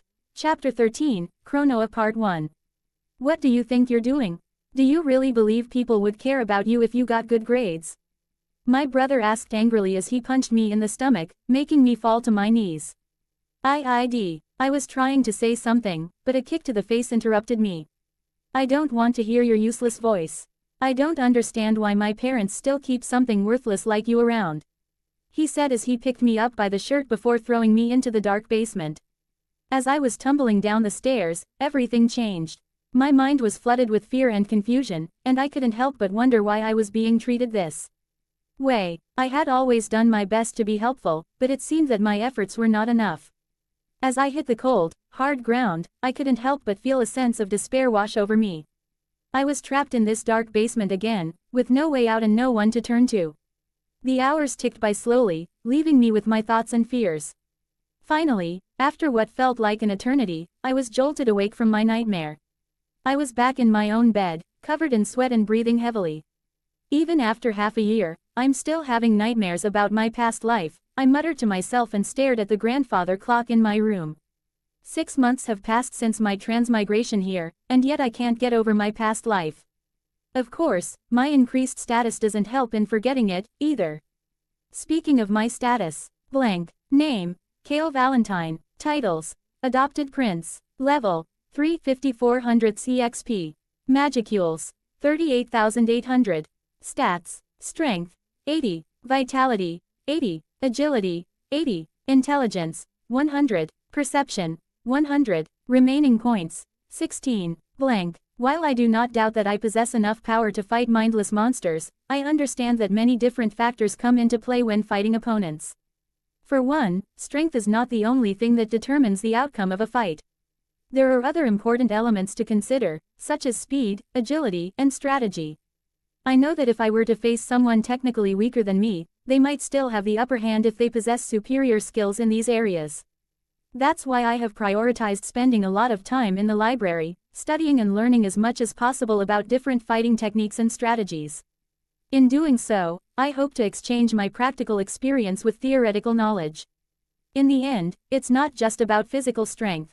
It's about having a well-rounded set of skills and knowledge that can be applied in any situation. I sighed, realizing that I wouldn't be able to fall back asleep. So instead, I decided to head to the library and read until it was time for my training. Over the past few months, I've already read books on swordsmanship and have now begun reading books related to spearmanship and unarmed martial arts. Lately, I've been thinking about why I care so much about becoming stronger. Perhaps it's because I'm afraid of the future, or I don't want to repeat the mistakes of my previous life. Although my life is vastly different than before, I'm not sure if I've changed much. I tell myself that reading in the library is to prepare for the future, but the truth is I feel safe there. It's the place where I feel safest, just like in my previous life. I'm still the same scared kid who craved the approval of my family, even though it was impossible. Even if the environment and people around me changed, I'm still the same. I spent hours reading before making my way to the training ground. Thanks to thought acceleration, I was able to read 5 books in just 1 hour. When I arrived at the training ground, I was surprised to see my mom and another person with Roy. The other person was wearing a mask, but I recognized them immediately. I could sense her watching me, even though she had no eye holes in her mask. It was as if she was studying me. I couldn't help but feel a sense of unease wash over me as I continued walking toward them, wondering what she knew about me. "Hey, Mom, is there anything special happening today?" I asked, looking at the masked hero standing beside her. "I haven't seen you around before." "My name is Valentine," I introduced myself to her. "Roy mentioned that you've been making great progress in your training and that you should start gaining some real-life fighting experience," my mom said. "Personally, I think it might be a bit too soon, but Chronoa came by yesterday, and I asked her to teach you. I heard that you lost your memories, so you might not remember me, but I taught your mother how to fight," she said, sounding a bit skeptical at the losing memories part. I was wondering if I existed in the previous timeline. Would she know that I am actually an otherworlder? Maybe Kale, in the other timeline, was also an otherworlder, but what if he wasn't? I am starting to feel a bit nervous, but I don't think she would harm me. Well, at least, I hope not. "Yes, I lost most of my memories, but I'm okay now," I answered nervously. She nodded in understanding without saying anything. My mom noticed that I was feeling nervous, and she comforted me by saying that there was no need to worry. She had complete faith in Chronoa's ability to keep me safe in case anything happened. But it wasn't why I was nervous. "Before you pack your things, I have something for you," she said, handing me a sword. "This belonged to your mother, and she would want you to have it." I unsheathed the sword and held it in my hands. It was a beautiful-looking double-edged straight sword. It had a graceful appearance and seemed incredibly agile. Its sharpness was evident at first glance, and I could tell it had the power to effortlessly slice through anything in its path. It was truly beautiful. It's a unique great sword. The blade is made of magisteel, a material that strengthens when exposed to magicules, allowing it to grow with its user, Mom explained while my eyes remained fixed on the sword. Chapter 14, Chronoa Part 2. I spent what felt like hours admiring my new sword before turning to my new teacher and bowing as a gesture of respect. "I'll be in your care. I will meet you at the city gates. Make sure to take everything you need before coming," said Chronoa. "Okay," I said before turning to my mom. "I'll see you when I come back," I added as I hugged her. "Listen to Chronoa and behave yourself," Mom said in a caring tone, "and if you cause trouble, I will lock you in your room for a week." "I am not a troublemaker. I always behave well," I assured her while hearing Chronoa chuckle from a distance. Going to my room, I swiftly gathered my belongings and wrote a brief note for Aiden and Mai to inform them I would be away for some time. Then, I headed towards the city gates, where Chronoa was already waiting. As I left the city, I walked towards her, and she gave me a weird look seeing me having a backpack. "Why aren't you using your inve?" she began to ask before interrupting herself. "Never mind, let's go. We can't waste time," she said, and we started heading east. Inve, I started thinking, and then it hit me. How could I forget about having an inventory? At that moment, a new screen popped up displaying 36 slots with a slider on the right side. My right eye visibly twitched at my stupidity. Having never had any use for it for the last 6 months, I didn't think about it. I lamented over the number of books I could have brought with me, but I didn't want to admit to her that I wanted to return for them. But now I was certain that I existed in the previous timeline and as myself, not the original Kale. However, I was confused about how we could still fail even though I was there with the powers of the Shadow Monarch. Actually, does it work like that? The whole time travel thing is confusing. But considering she knew who I was and knew about my inventory, I had it in the previous timeline. Could something change that in that timeline, making me weaker? But how do I start the conversation? Do I go and say something like, "Hey, why did you travel back in time?" "Oh, how do I know you can travel in time?" "I just know." Yeah, maybe not the best thing to say. We continued to walk as I thought of a way to ask her about the previous timeline but couldn't find a good way.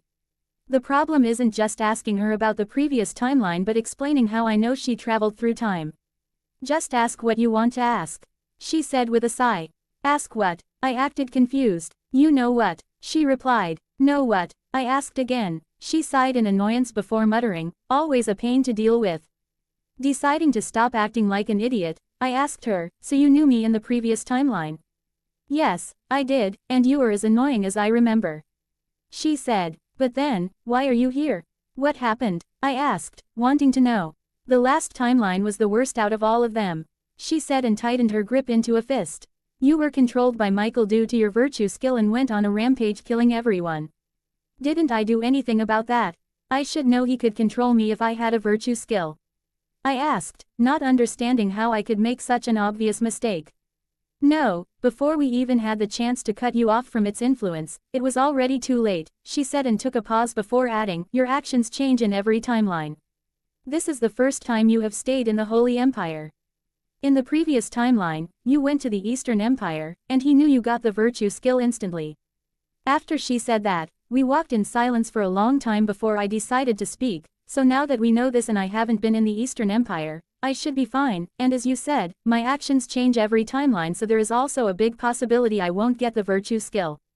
"Well, we can't be sure that he won't find out if you have one and take control over you," she answered. Then I started thinking, "Chronoa, I've been wondering why didn't you prevent me from being captured by the slaver traders?" I asked. "It was important that you got captured, otherwise, you wouldn't acquire your unique skill." She told me. "Was there a timeline where you prevented me from being captured?" I asked, wanting to know what would happen if she did. "Yes, it was also the timeline where you were the weakest," she replied. "I see," I replied. "However, I'm curious as to why you shared the information about time travel with me. You joked about being a prophet. At first, I thought you were joking, but after all the times I went through this with you, I'm starting to believe it," she said with a chuckle. I wondered why I told her something so stupid, but it's not like it's a complete lie if reading is considered a skill. "Then where are we going?" "The only place I can think of in that direction where we could fight is the Jura Forest." "That's exactly where we are heading. You always seem to grow fast when facing strong opponents," she commented. "I'm also curious about your unique skill for this timeline." Confused, I asked, "What do you mean, this timeline?" "As I mentioned before, your actions change in every timeline, along with your unique skill. Once, you utilized insects and venom, which was honestly the creepiest you I had met," she said, shivering slightly. "Insects," I muttered, confused, but then it clicked. My unique skills change every timeline, and the character that uses insects is Queratia, the Monarch of Plagues and Queen of Insects. Does that mean there was a me who had Monarch of Destruction powers? I shivered at that thought, hoping I would never meet that version of myself. I just jinxed myself, didn't I? "Chronoa, have you ever seen multiple versions of me at the same time?" I asked. "I haven't. Why do you always ask about that?" she inquired. "I'm just curious, no particular reason," I replied, feeling relieved. Luminous Valentine Pav. I drank another glass of blood-infused wine. It was the second one since my little Kale left with Chronoa. "Roy, bring me another glass," I ordered. "My lady, I think you shouldn't drink more," he said, looking at me with concern. "I only had two. One more won't hurt," I said, getting annoyed. Doesn't he understand how it feels when your son moves out for the first time? "My lady, this is the 20th glass," he said before leaving and shortly returning with another glass. "I'm just worried," I said, "so he doesn't think I'm an alcoholic. What if she won't be enough to protect him? Maybe I should go and bring him back." The young lord is strong for his age, he said before handing me the wine glass. My lady, have you made progress in finding out what the race of the young lord is? He asked. I sighed. I haven't. He isn't human, he does a large number of magicules that seems to grow constantly, but the amount of vampire blood that flows in him isn't enough for him to be classified as a vampire. I rubbed my temples. I have been trying to find out his race for so long, but I'm still left with nothing. Chronoa seemed to know but won't tell me. URG. The glass in my hand shattered, spilling the blood wine over the whole floor. Why can't she tell me? Aren't we friends? How can I trust her to keep him safe if she won't tell me such simple things? Chapter 15. Jura Forest Part 1. A couple of days passed, and we finally made it to the Jura Forest. After our talk, we started running, and she totally outmatched me in speed. She also said I was slower than last time. Why must she compare me to myself out of all people? This makes it hard for me to decide if I should be offended or not. I'm worried about Veldora showing up. What's our plan if he does? I asked, aware that I wasn't strong enough to battle a true dragon. We'll avoid him. It'll be easy to tell when he's approaching because he won't be able to control his magicules, she explained. For now, you will fight the magic beasts around the forest. I assumed that I would receive some training or a skills assessment before I was allowed to fight the monster, but it seems like she wants me to fight right from the start. Perhaps the fact that she has encountered different versions of me has made her confident that I could do it. Don't just stand there. Go in. I will set up camp here. You can return around midnight. Now shoo shoo, she said before shooing me away. Sighing, I started heading deeper into the forest before muttering, weren't she supposed to protect me? Instead, she just told me to enter a monster-filled forest alone. If she heard what I said, she just ignored me, so I continued to go deeper into the forest, not sensing any monsters nearby. As I walked for a while, I felt a high concentration of magicules emanating not so far away from me. Following my instincts, I headed in that direction. It didn't take me much time to come face to face with a tiger that had a blade on its tail, sharp talons, and large fangs. I remembered reading about this monster in a book. It was a magic beast that was considered the top predator in the Jura forest. They were known for using the skill voice cannon, which could create small craters and atomize targets. As I stood facing the blade tiger, I was surprisingly calm as it circled me, growling menacingly. However, I remained composed, gripping my sword tightly and focusing on my breathing. The tiger lunged at me, but I calmly sidestepped and swung my sword, narrowly missing its head. It roared in anger and attacked again, but I simply blocked the blow with my sword, feeling the impact but not letting it rattle me. We continued to trade blows, but I remained centered and in control. The tiger was strong and fast, but I saw an opening and struck with precision, slicing the tiger's hind leg. It roared in pain and tried to flee, but I pursued it with a clear mind. Finally, after what felt like a long battle, the tiger lay motionless on the ground. 200 express for killing blade tiger. Magicules increased by 200. I let out a sigh of relief, feeling proud of my first win. However, it was short-lived as 10 more magicule signatures, similar to the first, appeared around me. I found myself surrounded by 10 blade tigers, their sharp claws and teeth glinting in the sunlight. I knew I had to act fast if I wanted to survive this fight. My sword was already in my hand, and I charged forward, slicing through the air with swift and precise movements. The first blade tiger lunged at me, but I parried its attack with ease and delivered a powerful blow to its side. It yelped in pain and backed away, but its companions were quick to take its place. I started dodging and weaving through the onslaught of razor-sharp claws, tails, and teeth.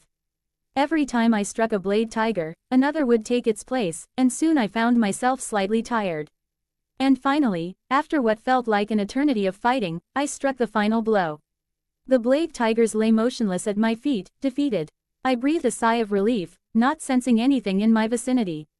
I decided to look at the pop-up screens that appeared throughout the fight, and a smile formed on my face. 2000 express for killing 10x blade tiger. Magicules increased by 2000. You leveled up x2. All attributes increased by 2. I felt excited to have leveled up 2 times in one fight, but my enthusiasm quickly waned when I realized how much express was required for my next level up. Blank. Name: Kale Valentine. Titles: Adopted Prince. Level: 5 1051,600 CXP. Magicules: 41,800. Stats: Strength: 82. Vitality: 82. Agility, 82. Intelligence, 102. Perception, 102. Remaining points, 25.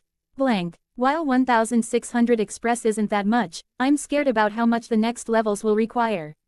If I go by the previous level that doubles the express required for a level up, then to level up from level 10 to 11, I would need 51,200 express.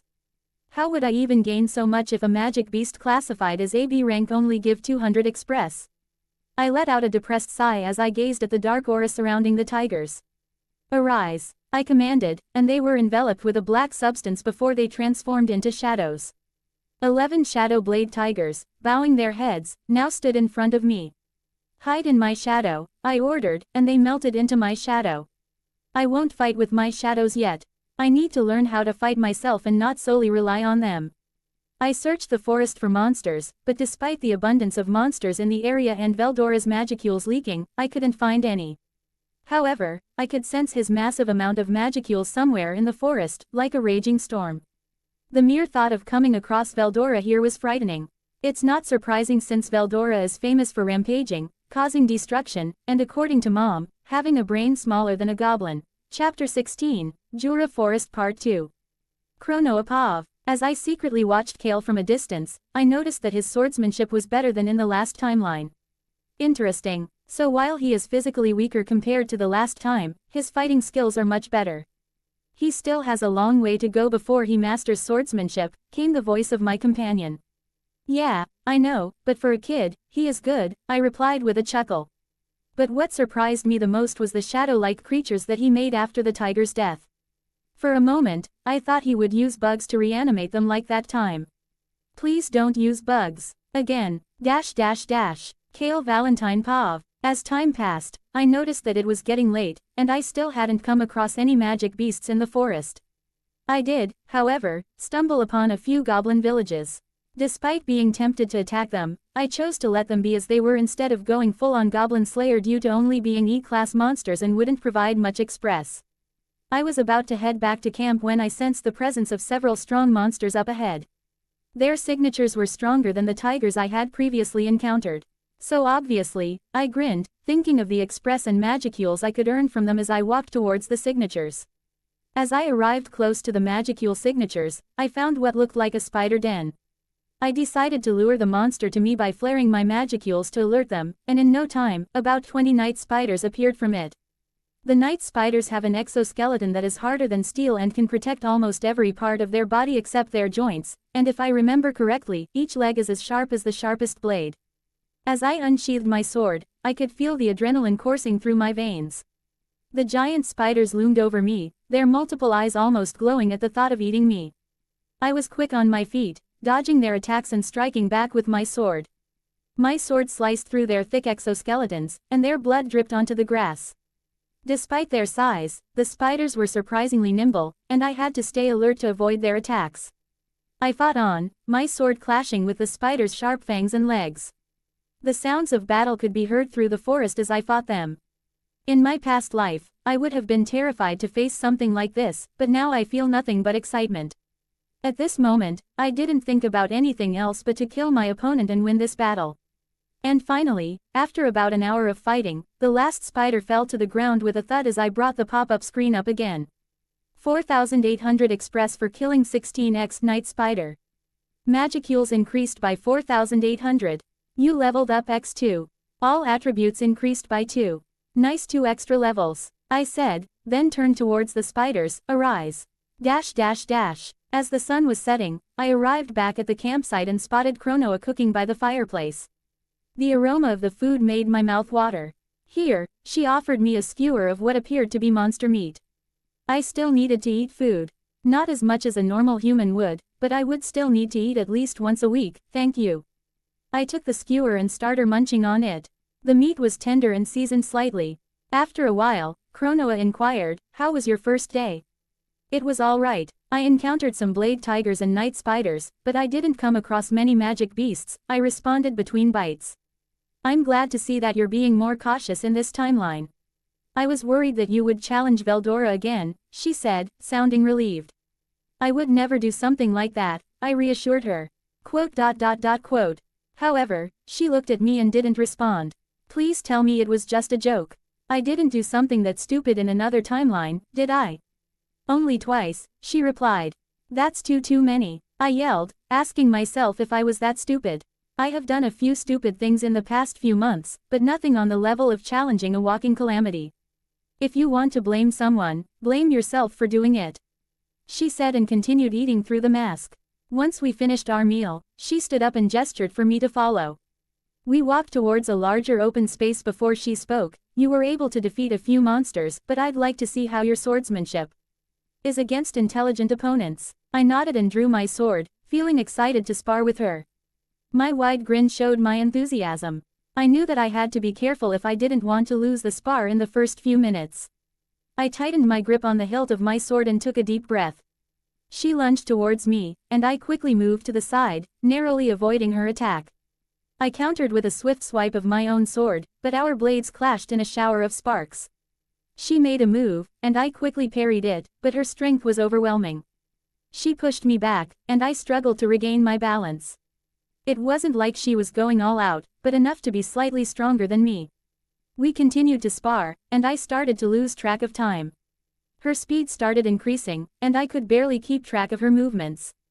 I was forced to activate thought acceleration, otherwise, I wouldn't be able to react in time. But even if my mind could keep up with her attacks, my body couldn't. I started to get completely exhausted, something I hadn't felt for months now. But then, I fell for a feint, and my sword was struck with enough force to send it flying out of my hand. Your swordsmanship is good but could be polished. She said, it's getting late. You should rest. Starting tomorrow, we will spar each time you return from monster hunting. And so, as we walked back to our camp, I knew that I had lost, but it still felt amazing to spar against someone with so much experience. During the night, instead of instantly falling asleep, I went through our spar in my mind. Thanks to my memory, and when focused on that specific memory, I could remember it to the smallest detail.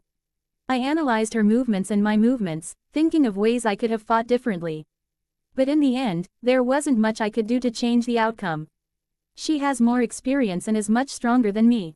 But it didn't discourage me at all. Quite the opposite, it made me more eager to get stronger so I could fight her on an equal footing. Chapter 17, Jura Forest Part 3. 10 days passed quickly, with me going deep into the forest daily, but I haven't had luck finding many monsters. In the 10 days, we stayed near the forest, I only fought a total of 56 magic beasts. It could be because I never go deeper into the forest where Veldora's magicules are the strongest, and that's why I don't find many of them, but getting too close wouldn't end well for me. This isn't the Tsunere Otaku dragon yet, so getting too close would be like begging to be killed. I mentally coughed while thinking of myself from a different timeline.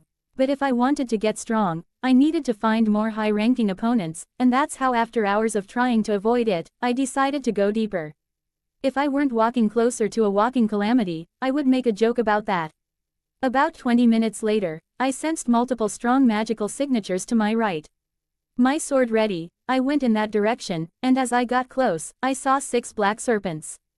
I heard a loud hiss as the massive serpents lunged toward me.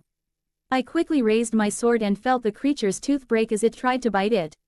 I pushed back against the serpent's weight and drove my sword into its body, striking the fatal blow.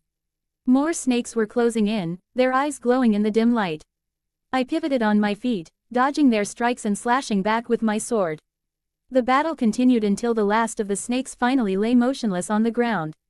1,800 express for killing 6x Black Serpent. Magicules increased by 1,800. You leveled up. All attributes increased by 1. Nice, another level, but what I'm most excited about. I looked at the dead serpents around me with a smirk, arise. The serpents became shadows and bowed their heads to me before entering my shadow. Status, I mumbled and sat down for a moment. Blank. Name, Kale Valentine. Titles, Adopted Prince. Level, 8 1250 12,800 CXP. Magicules, 50,400. Stats, Strength, 85, Vitality, 85, Agility, 85, Intelligence, 105, Perception, 105. Remaining points, 55. Blank. I looked at the screen and couldn't help myself from smiling a bit. While I'm still a long way from becoming strong, I have progressed a lot in just 10 days. Maybe I should invest some points in strength. The strength stat in my system isn't just my physical strength but also my speed, so upgrading it now that I'm not staying in the library all the time would be best.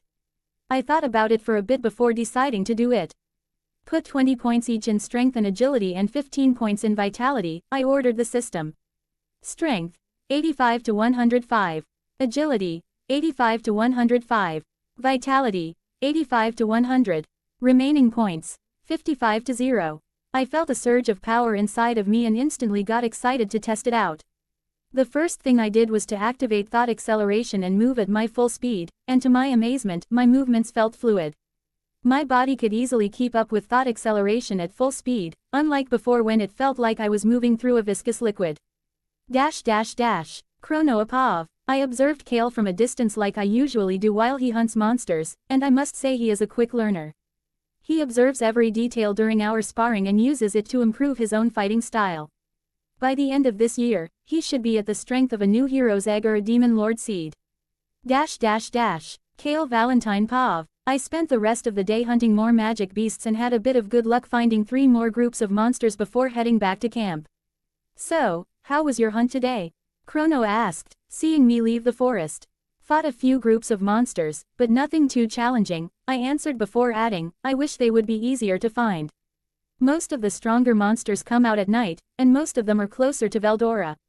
So until you get strong or fast enough to fight or outrun Veldora, I wouldn't recommend getting closer. She said as she gave me the skewer with monster meat before we started my sword training. That's how my day usually went. In the morning, I would do my daily quest before entering the forest. Then, around 6 p.m., I would return to camp before she would spar with me. 3 more weeks quickly passed like this, and Chronoa decided it was time to move elsewhere. You have probably already read through books about the different countries, but you should see them yourself. I understand, I replied, but remembered I hadn't had the chance to read anything for a few weeks now. If I just remembered, I had an inventory. But enough of my sulking about not being able to read books. I brought up my status and quickly looked it over. Blank. Name, Kale Valentine. Titles, Adopted Prince. Level, 1143,150 51,200 CXP. Magicules, 134,900. Stats, Strength, 107. Vitality, 102. Agility, 107. Intelligence, 107. Perception, 107. Remaining points, 63. Blank. Something I also noticed now that I level up is that my level affects the stats. Having 100 in all the stats on level 3 is different from having the same stats on level 10. It's like the level is a percentage boost to the stats. Let's head out, Chronoa said, and we continued our journey, but before that, I sent a few shadows to stay in the forest and grind for me. I don't know when the next time will come when I will be able to hunt for express freely, so leaving them there was the best option. Our first stop is for me to become an adventurer. Normally I wouldn't care about it, but there are perks too. Becoming one, such as traveling between countries easily. It's similar to how the Free Guild will work in the future but not as developed. It will grant an adventurer easier passage into a country than a normal person, but that's about the only perk you get. We decided to go to the Bloomin to take my test as it's the closest before we start exploring the continent. Bloomin is so small that all the nobles are feudal lords of villages.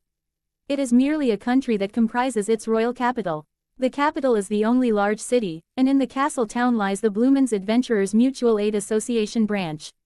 And so, traveling at high speed, we made it to the Kingdom of Bloomin just before nightfall. Chapter 18, Adventurer Guild. After entering the Kingdom of Bloomin with the help of Chronoa, we headed straight for the Adventurer Building. I noticed how the kingdom looked like the most generic fantasy kingdom I could think of, with medieval European buildings and almost everyone going around with weapons and armor. But their gear isn't as good compared to the ones I saw in Rubilios. So even if they all had weapons, they looked like I could easily defeat a group of them without a problem.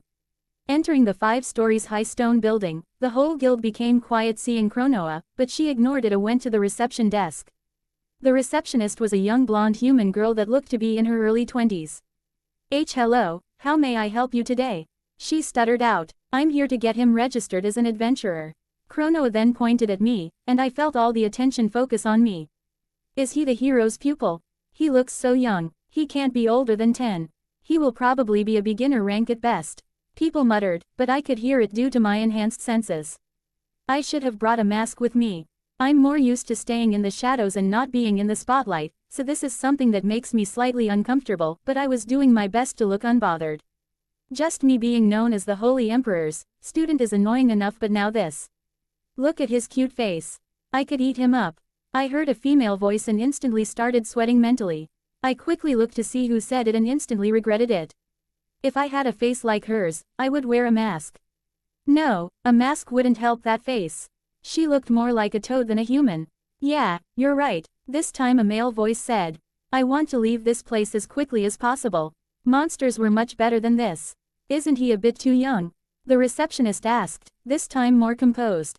No, came the short reply from Chronoa. Okay, then please fill in your name and desired division. She said, giving me a parchment of paper. Oh, so it's similar to how it will be in the future. I filled them in quickly, choosing the subjugation division, and gave her the paper. Subjugation division, are you sure about that? Maybe the gathering or exploration division would be better for you. She asked in concern, but I shook my head. Well, then I will have a summoner-type examiner test you. I stood inside a magic circle with my examiner, who was an elderly woman. A crowd formed around us after hearing that I was the hero's student. They wanted to see what a kid my age would be capable of, and I felt slightly uncomfortable with even more attention on me. This formation will prevent anyone from getting hurt. If you take a step outside the circle, you will have failed the exam. She explained. I understand, I replied with a nod, my sword already in my hand. Then the exam will begin. She said, and afterward, a magic circle appeared on the ground before a hunter-hound lunged at me.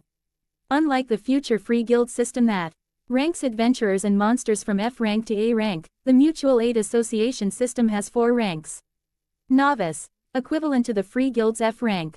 Beginner, equivalent to the free guild's E rank. Intermediate, equivalent to the free guild's D rank. Advanced, equivalent of ranks CA in the free guild system. It is extremely crude and imprecise compared to the future free guild system and results in many preventable deaths due to adventurers underestimating the monsters, especially the advanced rank monster. They would often underestimate an A rank monster for being weaker after having fought other advanced rank monsters. But back to the monster, it was really slow compared to the monster I had faced before, so I sidestepped and, with a quick swing, beheaded the hound. 50 express gained. Magicules increased by 50. Quote. Silence. Nobody said after they saw me, a kid, effortlessly kill the hunter-hound. An E rank or, in this case, beginner rank monster. While the hunter-hound is a weak monster, it's still very impressive how a 10-year-old kid dealt with it quickly. Very well. Next, she said, and another summoning circle appeared, but this time it was a dark goblin, but it died as quickly as the hunter-hound. 100 express gained. Magicules increased by 100. Can we continue? I asked the examiner, wanting to get this over as quickly as possible. Do you really want to take the next exam? She asked, slightly concerned even after witnessing me effortlessly kill the other monsters. Yeah, I told her and got ready. She looked at Chronoa, who stood outside the circle for confirmation. Chronoa just nodded, so the examiner summoned a lesser demon. The demon looked truly disgusting. It was around 4 meters tall with a goat-like head and a long and thin tail, as well as the characteristic claws, horns, and wings of a demon. I took a deep breath after dodging its attack. While that strength of attacks and spell the demon uses shouldn't give more than a scratch, I rather not have everyone here see that. I coated my blade in magicules, knowing I couldn't defeat a demon with just physical attacks. Extra skill. Magic aura has been acquired. It started attacking with its tail and claws and even used elemental magic, so I dodged and blocked the demon's attacks until I found the perfect opportunity to strike. Right after the demon attacked with its sharp claws, I cut off its hand and used the moment it hissed in pain to jump to its head and, with my magical infused sword, slashed the head off the demon.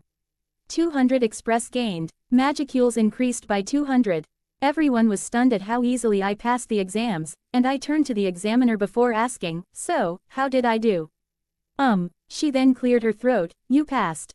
The examination wasn't that hard compared to what I had been fighting for the past month, and I easily aced it. We left the guild building with my card showing that I was an advanced ranked adventurer. So, where do we go next? I asked Chronoa, who was walking beside me. She thought for a moment before answering, there isn't anything special happening at this time, so we will travel so you can explore the different parts of the continent. Are you sure it's necessary? I asked, but she said something that made me excited about it. I could have stayed in the Jura forest fighting. They will have books you won't find in Ruberios. I stopped, and my eyes widened. Then we shouldn't waste time, I said, nodding to myself with my arms crossed. More books equals good. She sighed. He never changes. She muttered. We continued walking through the city until we arrived at an inn and got 2 rooms. After sleeping on the floor again for a whole month, I'm excited to sleep in a bed. Laying on the bed, I looked at the notifications that stacked up during the day. Having left my shadows, they hunted monsters around the forest. 1,750 express gained. Magicules increased by 875. Strength of shadows has increased. I hummed, this is interesting. I said to myself, seeing as I gained less magicules because it was my shadows that killed them and not me, but seeing as their strength increased, I can't complain. It's still free EXP in the end. If that's the case, maybe I should leave more shadows in the forest and maybe some in the Barren lands to get stronger and give me more magicules and express. In the end, the stronger my shadows are, the stronger I am. Chapter 19, Dworgen. It's going to take around 3 days to arrive in Dworgen if we run at full speed, Kronoa said after we left Bloomend. I registered as an adventurer 2 days ago and spent a whole day just going around and exploring the city. While a tiny kingdom, there were still a lot of things I found interesting. Mostly the magical items, so I'm even more excited about going to Dworgen. The warrior nation of Dworgen, or the Dwarf Kingdom, is located inside the huge mountains in the north of the Connecting, and they are known for their manufacturing and handicrafts. I want to see if I could get my hands on some books about craftsmanship while I'm there. Money isn't a problem for me. Mom was generous in giving me a lot when I asked, and I haven't had anything to spend it on over the past few months, and you can't have too many books. I should maybe start buying books and make my own personal library. You're drolling, I heard Kronoa say, and I snapped out of my fantasy about having a library the size of Bloomend. I quickly wiped the drool and avoided eye contact. Let me guess, you were thinking about books? She asked. No, I replied, still avoiding eye contact. How did you guess? I asked quietly. There are only 2 things it could have been, but as of right now, it can only be that one. She answered with a chuckle. And what is the other one? I asked, curious about what it could be. Not telling you, she said and chuckled more. Oh, come on, tell me. I grumbled as we walked. Nope, she chuckled. 3 days passed in the blink of an eye as we arrived in the capital of Dworgen. Dworgen is a nation that utilizes free trade and is the center of trade between all kinds of races. Therefore, the nation keeps a policy of absolute neutrality, and violence is prohibited. Even the Eastern Empire avoids open aggression towards them. As we walked through the city's busy streets, I could imagine my eyes sparkling as I looked at all the trinkets, weapons, and armor on display. At moments like this, I truly acted like a kid. Oh, what is that? I wondered, seeing a glove with 6 stones.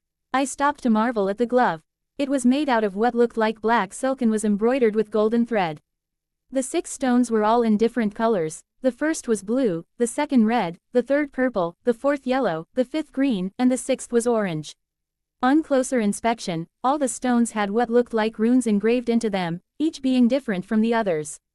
Wanting to know what the glove did, I looked at the name tag to be disappointed. It was a normal fingerless glove without any special effects. I sighed, it could have at least some magic element to it. I sighed and continued looking around the city. I looked through different swords, and I must say that the weapons found in Dworgen are on a whole completely different level, but I already got attached to my sword, and I won't cheat on it with these. But now then, to the real reason I'm here alone. I need to find the butterflies of the night. I'm maybe barely 11 years old, but I want to see some elves. Where do you think you are going? Came a voice behind me. I slowly turned around, my movements almost mechanical, only to see Kronoa looking at me with what I could guess was disappointment behind the mask. I was looking at different armors. Yeah, I wanted to buy armor for myself. I stuttered out. Oh, really? She asked, crossing her arms. Yup, the possibility of elves being involved is the same as Mom stopping drinking wine. So if you excuse me, I will. You aren't going anywhere, she said in a strict tone, grabbing me by the shirt collar and dragging me back to the inn. Mission failed. It's not the time to cry. I will have the chance to try tomorrow. My pav. Why do I suddenly feel the urge to punch Kale? Probably just my imagination. I should go to sleep now. I don't want actually Satan to yell at me tomorrow. Kale Valentine pav. We spent a week in Dworgen, and sadly I didn't get the chance to see any elves. Somehow Kronoa knew every time I would try and sneak out to the butterflies of the night and stop me. I mean, come on. How does she even know I would try to go there? I sighed while sulking as we walked towards our next stop, the Kingdom of Falmouth. The kingdom mainly relies on trade and tourism for income, and due to neighboring Dworgen and not having any local specialties or mineral resources available for mining, they earn a profit by selling imported goods at extortionate prices. If I remember correctly, this was the reason they would attack Tempest in the future. As we walked through a small forest, I sensed around 30 small magical signatures. I stopped and looked toward the direction where I felt it and looked at Kronoa. Should we check what the signatures are? I asked. She nodded. Stay alert, just in case. We walked into the forest, and we were met by a simple wooden house. My grip around my sword tightened as this brought back some memories. I focused more on the magical signature. Around 10 were inside the house, but the rest were together underground. There are 20 magical signatures together in the basement, I said, looking at Kronoa. Do you think they are? Yes, she answered. Let me do it, I told her. I hate people like that. She seemed against it for a while. Fine, I will be ready to step in if something happens. I quickly made my way toward the house, and with my enhanced hearing, I could hear people talking inside. That little blonde will fetch a good price. One said. Maybe I should take her for myself. The other laughed. Blondes sell for more, so take the brunette instead, a third person said. I didn't need to hear more. I knew they deserved to die. Drawing my blade, I kicked in the door with full strength. I saw 10 adults get quickly on guard as the door flew straight into the table they were sitting around. They drew their weapons, sword, daggers, and battle axes before their eyes focused on me. A kid? Asked the one with daggers. Hey, brat, what do you think you are doing? Do you want to die so badly? Asked a redhead with a sword that reminded me of the slave trader I killed about a year ago. No, we could also sell him. Some noblewoman would pay a good price for him, the other said with a greedy smile, ignoring the fact that the kid he was talking about had causally kicked down the door. I should be asking you that question, I answered, holding myself from killing them instantly, sadly for you. I hate your kind, so I will do the world a favor by removing you. I started slowly walking toward them while using the acceleration on each of them. Their body couldn't keep up with their mind, so for them, it felt like being paralyzed for hours. I drew my sword and slashed the head off one of them. Arise, I ordered, and the body turned into shadows before kneeling before me. Kill them, take your time, I ordered the shadow and went toward where the kids were held. I found stairs going down leading towards a locked door. I forcefully opened it and saw 20 kids around the age of 8 all the way to 14 hiding in the corner of the room. They looked like me, and Aiden used to look like when we were captured. Don't be scared, I'm here to get you out, I said to the kids, who looked at me in fear. The people who locked you here are gone and won't do anything to you. Really? Said a blonde girl in a low voice. Yeah, now everyone, follow me and close your eyes when we go upstairs. They did as I said, by the looks of it, out of fear instead, and when I walked upstairs, I saw my shadow kneeling while surrounded by multiple human parts. I guided the kids around them. Arise, I said as I walked towards the exit and ordered the shadows to enter my shadow. When I left the house with the kids, Kronoa was already waiting. You can open your eyes now, I told them and turned to Kronoa. What are we going to do now? We are going to take them to an orphanage. She answered and looked at the kids. Chapter 20, Back in Rubrios. 5 months passed in the blink of an eye as we traveled through the entire western part of the continent. I even managed to get a good amount of new books I haven't had the chance to read in Rubrios. I could probably find them in the library, but if I want to create my own private library, I need to start somewhere. But I miss the Holy Empire. I haven't been there for half a year and am excited to see Aiden and Mai again. They undoubtedly must have improved a lot since the last time we saw each other. I even heard rumors about 2 blonde prodigies at the church.